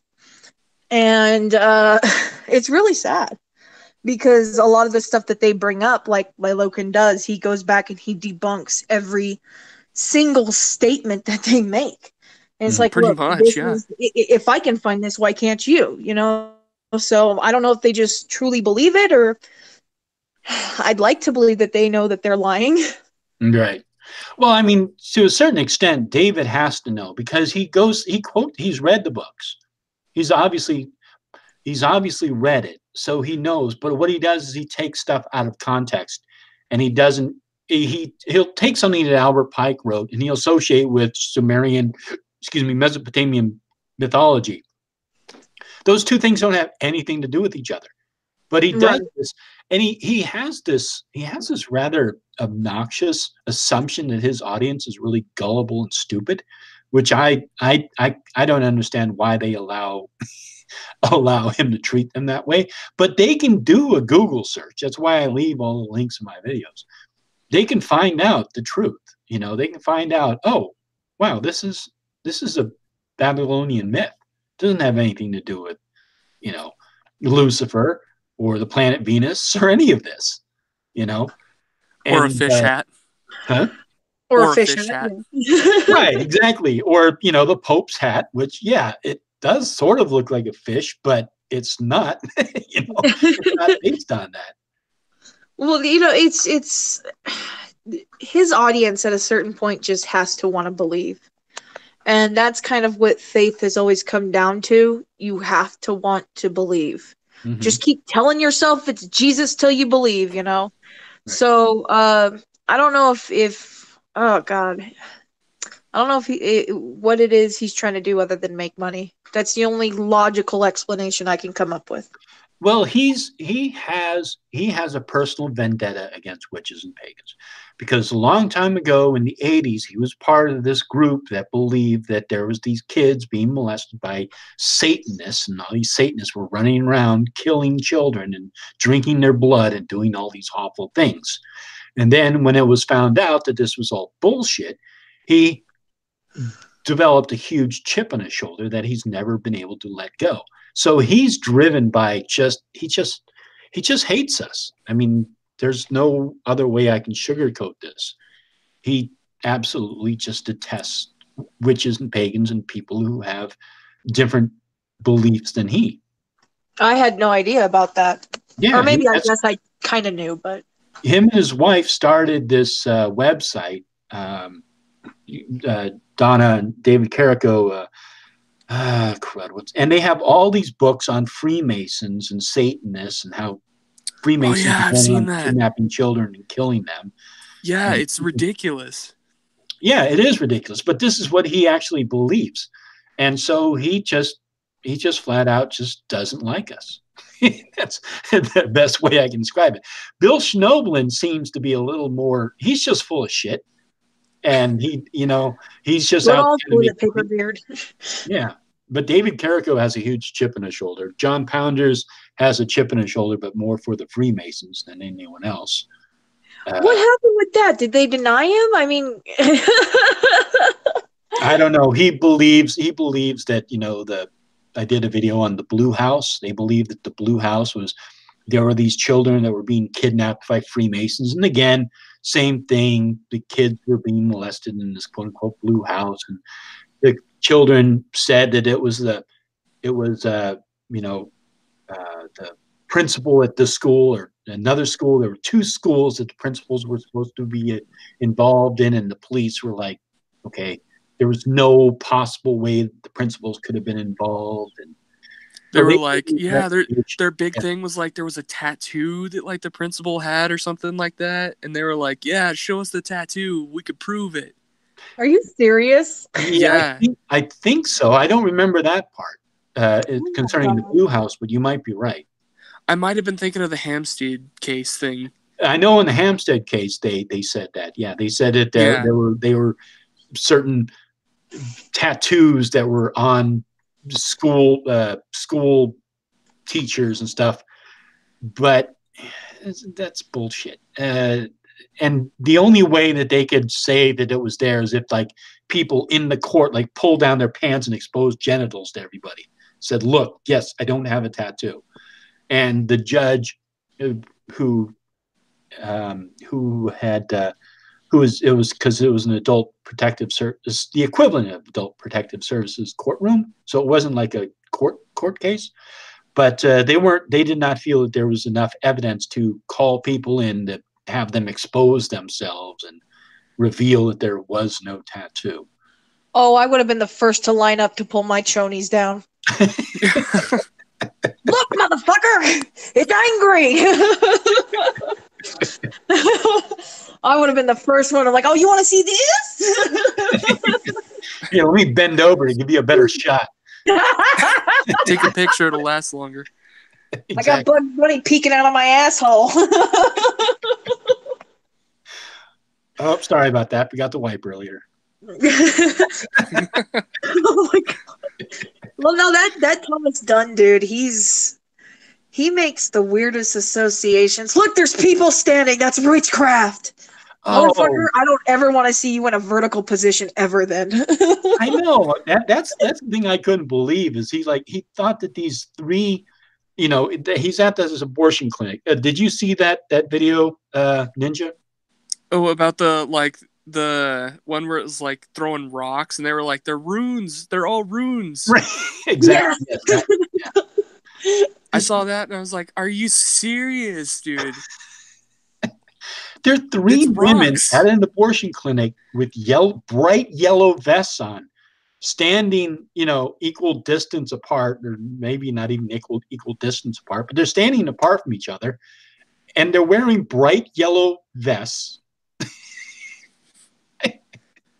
To be honest, I didn't even know that was part of the abortion clinic. I thought maybe there was some construction or something going on, and some people were just having a lunch break. No, I had no idea. A lot of abortion clinics will have these people. I forget what they call them, but they're like escorts. So, like, if you're coming into the abortion clinic, they kind of keep the protesters at bay and get you, kind of escort you into the clinic so you can do whatever you're doing. You're getting your pap smear done, or having a checkup, or getting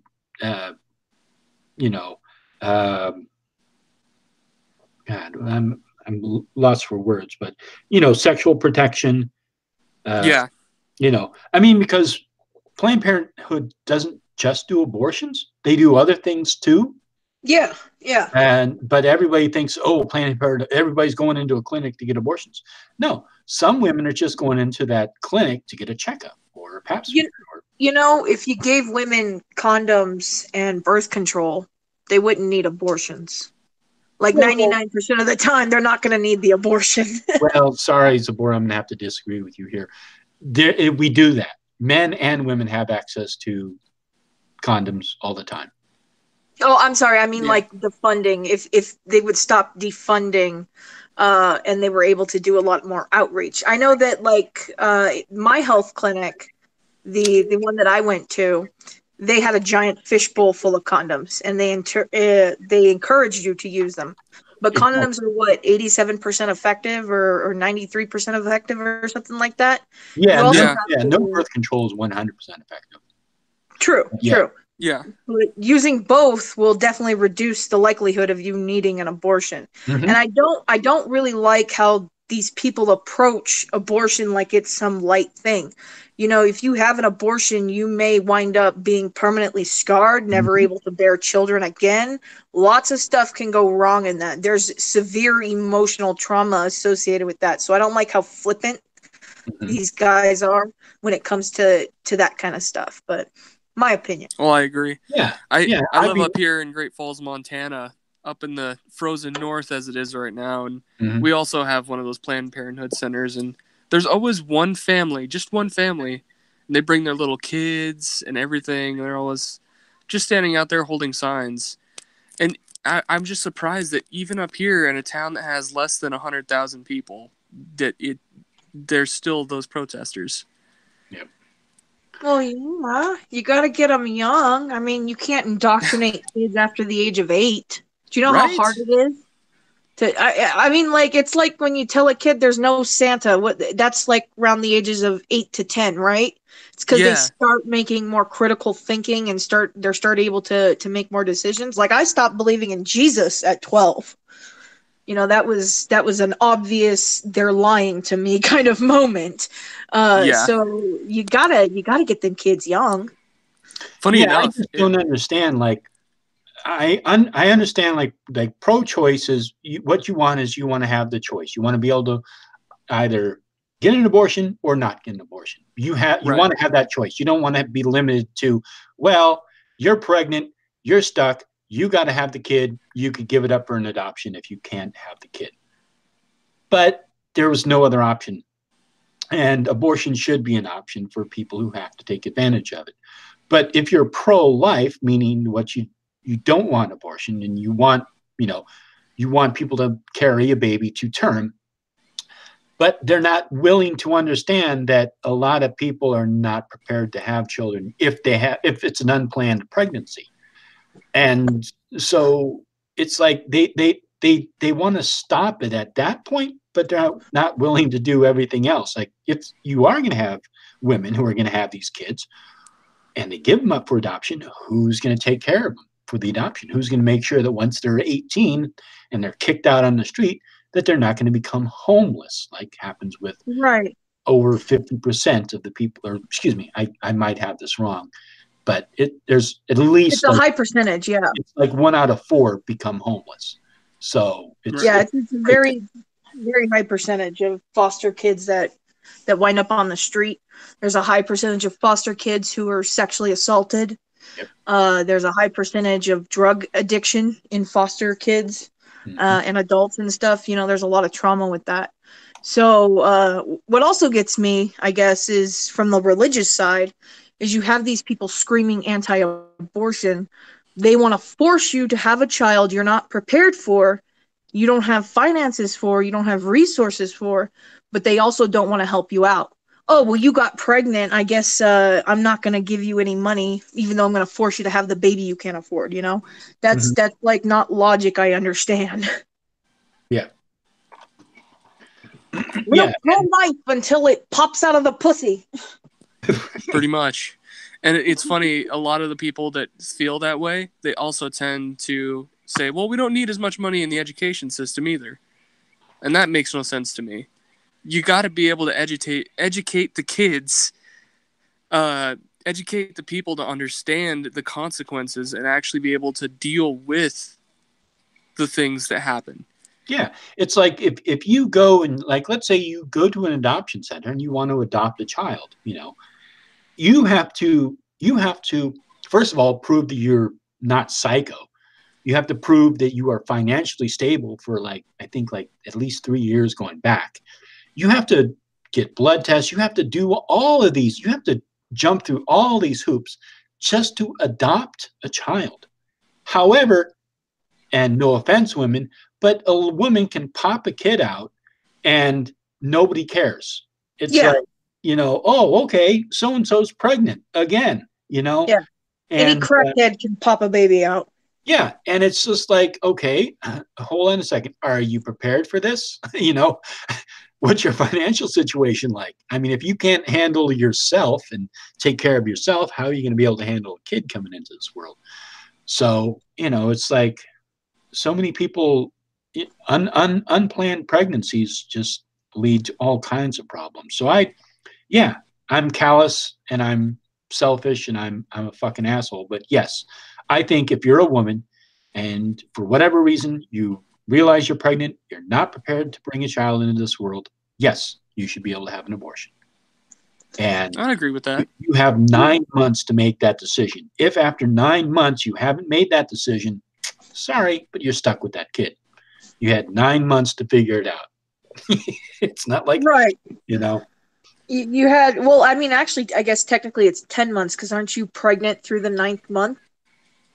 Well, you know what I'm saying. I'm like, you got time, motherfucker.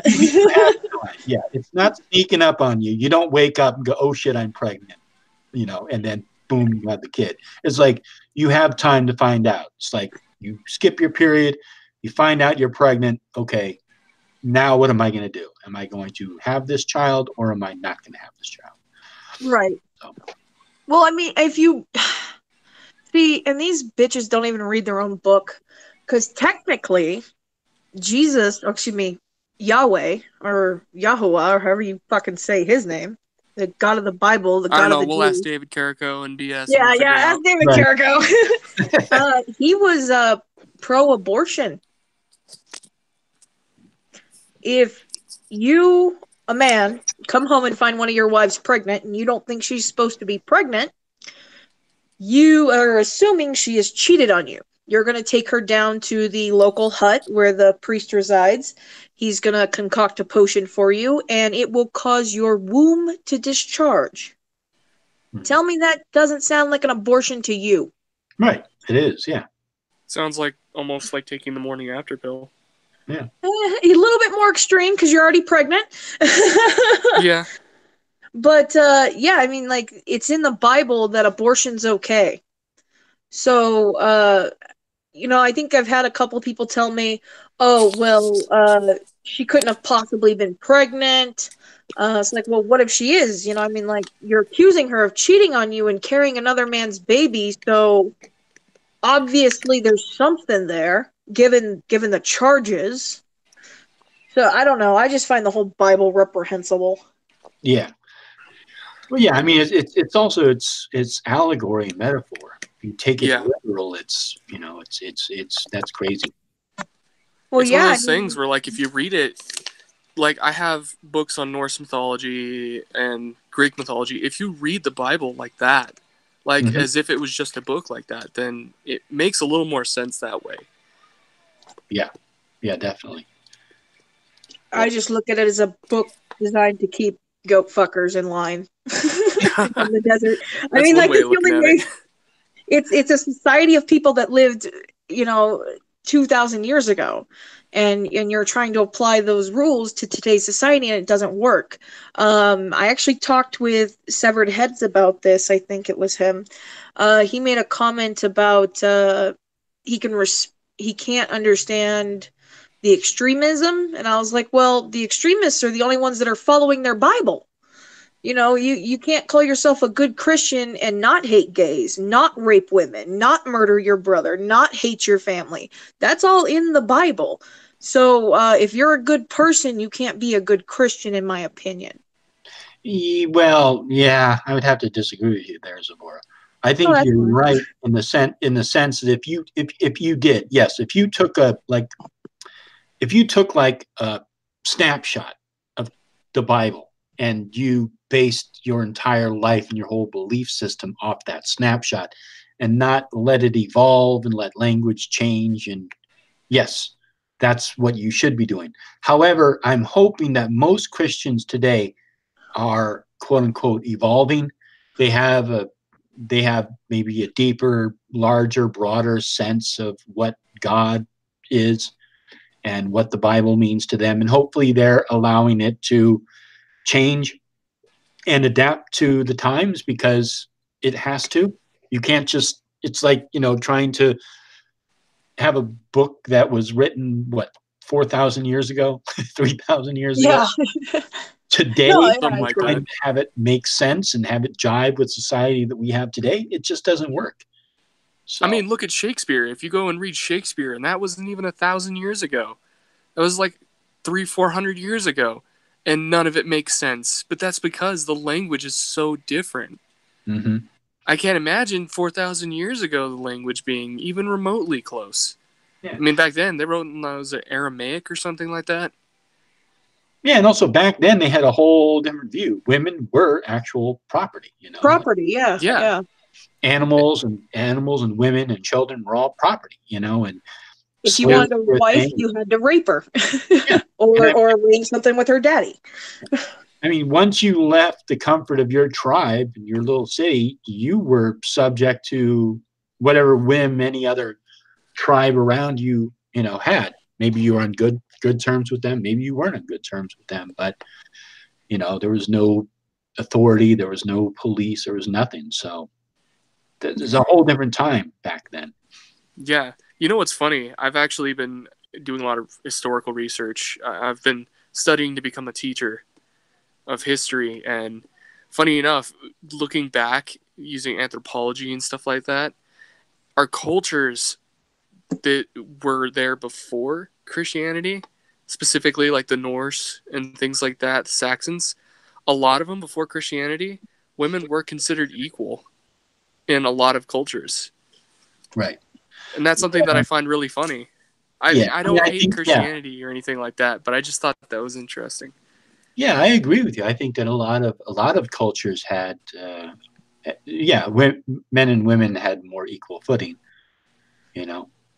Yeah, I wouldn't say that it was exactly 100% equal, but I mean, the reasons for it is because a lot of the villages and stuff are a little more spread apart. So you have to rely on each other. So it made absolutely no sense to have, women stay behind and only work in the workplace. No, you needed to have the women out there hunting and fighting because that's all you have. You only have a family of maybe 4 or 5. It's you got to do what you got to do. Yeah, there was this. I've talked about this on streams before, and I always kind of wanted to flesh this concept out and write down an article and do some more research on it. But it seems like society or cultures that are based around a polytheistic belief system, which most pre-Christian tradition cultures were, they had multiple gods. They had a god of this and a god of that, and each god had their own personality, what they liked, how they be approached. They didn't like this god. They had problems with that god. They were playing games on this god, and one god was jealous with the other god, and they were very human in a sense. But Right. having this polytheistic belief, you were able to understand that there were differences. There were different concepts of deity. So when you encountered another culture that, say, had other gods of various things and different gods of different things, it was easier to accept that other culture's deities, even if you didn't completely 100% agree with them. It was easier because you were already in this polytheistic mindset. However, when you start getting into the monotheistic religions that pretty much came out of that era, the Zoroastrian principle of this, the God and the anti-God, and the Hebrew monotheistic God and the Muslim monotheistic deity. Though once you get this concept, there's only one God. No other gods can be anything other than false. So it already begins to build up this mindset of there's only one right way, one right answer. And it seems like from history, we can see these are the cultures that have been at war with each other the most. Exactly. Yeah, it was kind of a bad analogy because we didn't really have any polytheistic cultures that evolved, but well, no, well, you do. Yeah. You have the Hindu faith. Yeah. I don't know. They're such like their own system. It's so hard to say that like they're pagan.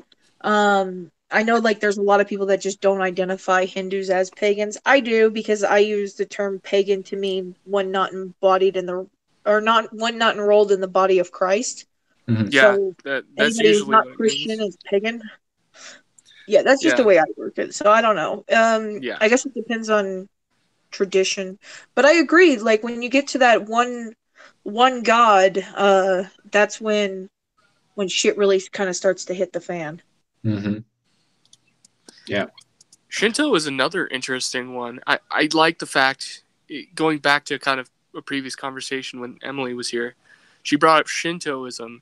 I find that actually really interesting considering Japan was so different because of it being an island and having the idea, it's called sokaku, I think is what it's, if I remember correctly, which means closed borders. Mm-hmm. That for 200 years, nobody was allowed to enter or leave.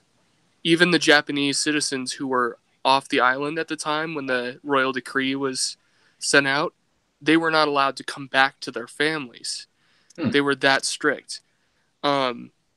It wasn't until 200 years later when the Portuguese started coming in that they allowed it. But because of that, Shintoism has become so like different. I mean, nowadays most Japanese people won't associate themselves with a religion, but they still follow Shinto beliefs. Like they still pray at shrines. They still will have Shinto ceremonies and things like that. I think that's extremely interesting. Mm-hmm. It's interesting how we don't really have very many religions that evolved, like you said. And I personally just think that that's just due to religion and wars. Just kind of how it ended up. Gotta love them Romans, man. They forced Jesus down everybody's throat. Yeah. No kidding Look, there. like no lie, the Romans were a badass force. The only reason they failed is they exploded all over themselves. Yeah. Sprinkle in a little bit of betrayals, a little pissed off general. Gotta love a good drama, man. Yep. I don't know if there's one thing the Romans loved, it was drama, especially when it came to Nero. We get so many of our concepts about democracy and philosophy from that time. But everyone forgets, it was a very dog-eat-dog world back then. Oh yeah. Yeah. Definitely. I hope we evolve as pagans, as Christians, as whatever. Like you said, I hope we can come and see like, hey, some of these ancient practices, maybe we shouldn't have slaves. So maybe it's not a good idea. I don't know. Well, I got a couple people I wouldn't mind taking a lash to, but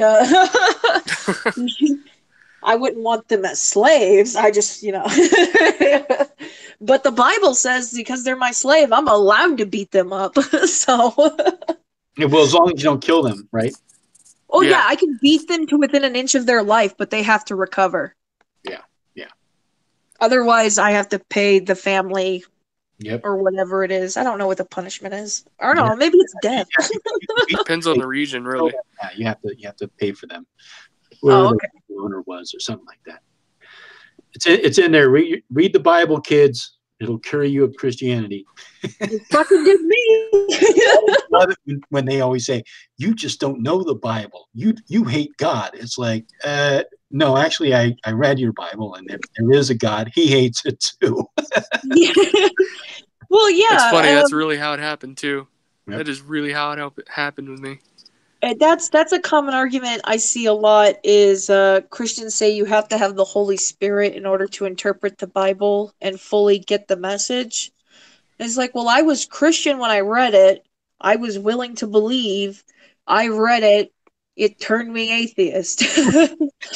Did not work out, bro. We need some buddy Jesus up in here because this is not okay. Yeah, if you actually do somehow make it like halfway through the Bible, by the time you read it like halfway through, you're like, okay, I don't ever want to read this fucking again. And it does this is absolute bullshit. It doesn't make any sense. Why would he do this? Why that doesn't make any sense. It's not quite as fun as reading Loki freaking tying a goat to his balls and then trying to run away. It's not as nearly as fun. Exactly. That's a story. Who fucking wants to read the Bagats? I want to read about Loki and his goat balls. There's a tale right there. Well, did he tie somebody's balls to a goat? No. What happened was this giant was killed by the Norse gods, and his daughter appears and says, I want to marry the hottest god you got. And they said, okay, but you got to pick them by their feet. She wanted a specific god, so they lined all the male gods up and said, all right, pick which foot you think is the best one. So she picked, and it was not the god she wanted. So she got really upset. They were having this feast for the wedding, and she wouldn't smile. And they just wanted her to be happy. So Thor walked over to Loki and said, I'm going to beat your ass in if you don't make this girl smile. And he said, okay. So he walked out, and within a few moments, he walks in with a goat, and he's completely naked. And he ties the goat to his own ballsack, and they play tug of war. Okay. Wow. Until the rope snaps and slaps him in the balls, and he has to crouch walk away, and it got her to smile, and that's the story. That's the whole story. So the moral of the story is when your friend's feeling down, make them laugh. Make them laugh by tying a goat to your balls. There you go. And if that doesn't work, well, lost cause. Yeah, exactly. It's good to know that dick jokes have been solid for a good 4,000 years, you know? Right? There are dick jokes in ancient Egypt. There's graffiti there's graffiti in the walls of Roman bathhouses. You know, they're like essentially Marcus Aurelius, has a small penis, or there or like just penis. There is if you ever Google I think it's like Roman graffiti, you'll see what I'm talking about. But they did stuff like that. It's actually really funny. I've seen that stuff. I've said this before, but humans, we all boil down to the same basic feelings and needs. So maybe that's why we share commonalities across different cultures despite them not having contact with one another. Every religion's got a goddess of love or a god of love. Every religion's got a god of war. Every religion's got a deity who is like the king or the all-father or something like that. So because originally we were all tribal and we all had a leader we followed. So I don't know. I think the similarities we hold could tie us together a lot stronger than the differences we have. Yeah. And that's why I think it's important to talk to people. But. Mm-hmm. Yeah, definitely. Yeah, exactly. Because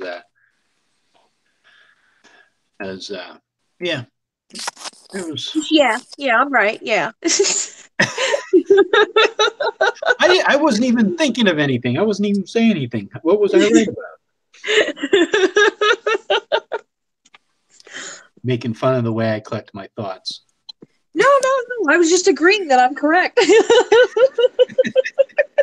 That's one way of looking at it. And that's No, why there you was always one be guy so in the strong. chat I was taking a look at. I guess he calls himself a Christian, or fallen angels have bring him established on. themselves as gods throughout man's history. Bring on the Christian. I'll be nice. Yeah, so I was going to invite him on if he wants, but again, I'd have to be following him on Twitter or whatever. And I'm actually about to end this hangout. So, but Oh, that would be interesting. yeah, You're not gonna let me play with the Christian. You're so mean. I know. Well, you can invite him onto your channel. Fuck that. Me and technology, we don't get along, dude. I cannot figure out that. I need my handheld when it comes to electronics. Yeah, I don't know how people connect to a hangout using. I mean, I've done it before using my cell phone, but I'd so much rather just use my PC. It's so much easier. Same here, but funny enough, I am using my phone. It took me like a while to figure it out, though. I didn't have the right app, and I have to use like a second account in order to send the hangout that you send me to the other account so I can click on it.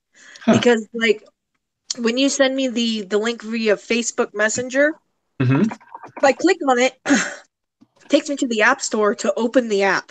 It does not take me to the call. So once the app's open, weird. There's no call info. So I have to copy it, send it to myself on my other email account, my birth name email account, and my mundane email.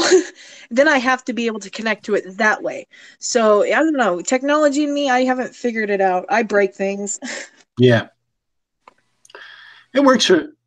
I had a hard time with my phone, so it's just easier with a PC. Yeah. So, all right. Well, I guess I'll hang this out. I know Zabora has a channel. Ninja, I don't know if you have a channel. You want to promote? I do not have a channel where I've posted any videos. Maybe one day, but I appreciate the offer. Okay. All right. Well, cool. All right. Well, I will probably, I don't know if I'm going to leave this. A lot of my old Hangouts I probably will delete, but I'll probably keep them up for a while. Maybe, maybe a couple of months, but like older ones that are like maybe like 6 months old, I think I'm going to start phasing those out. Just kind Why? of, I don't know. It just seems kind of, I don't know. Dude, I could use you for like some ASMR shit. Like the old hangouts and stuff you've got such a soothing, calming voice. Do you know how many times I've listened to you bash Dark Horse Media? It's funny you say that because I've fallen asleep watching your videos so many times. Oh, good. Well, I'm glad my video put you to sleep. No, not and that. we're ending it now. I'll set it up so I'm watching one of your videos and I'll just set a big playlist because like whenever you click on a channel or something, it'll like show the whole upload thing, and I'll purposely hit the upload only list just so I can watch your videos as I drift to sleep. It's just I do it occasionally. It's just funny. It's how I ended up actually watching all your videos on a long night where I couldn't sleep. I just sit there and watch them all. And then eventually I droned your ass to sleep. You got a talent, man. You got a real talent there. All right. Well, maybe I'll keep my videos then. Maybe, not all my videos. What I meant was my hangout videos. But yeah, well, all right. Well, it's not any skin off my nose. Well, I enjoy going back and listening to them and stuff like that. So, me personally, don't get me wrong. I would only fall asleep to the best YouTubers. So that's right. Only the best for us. And Zabora, I really hope the situation is resolved and we can all. Yeah, I hope so, dude. I hope so. Yeah. Well, it's a lot of animosity, Ninja. It's been years of this. So all I can say is from my own previous experience, I don't see it happening, but I hope it does. I hope this is the end of it. Lilokin and I have had, we've talked about this before, and that was my intent to leave it done. So I hope it works out that way. Yeah, and I mean, same. it's going to take effort on your part, Zabora, too. You're going to have to I mean, I'm sure it will. I can anticipate something that might happen. You're probably gonna be like, shit, should I or not? And you're probably gonna have to make that choice. I probably shouldn't. I did that today. Yeah. I believe in my will, so it's like, oh God, do I really want to do this again? Exactly right. Exactly. Do I want to hold my tongue or? I'm just not. Oh, here we go again. Well, yeah, right. I hope it's over. But it's been fun chatting with you guys, so thank you for having us on. Yeah. I'll probably I want to start getting into doing this more often, so we'll probably do this again. So all right, everybody in the chat, thank you all so much. Ninja Killa. Yep. Thank you so much for being on. Zabora. No problem. Thanks for having me. All right. Senepti. All right. Night all. Good night.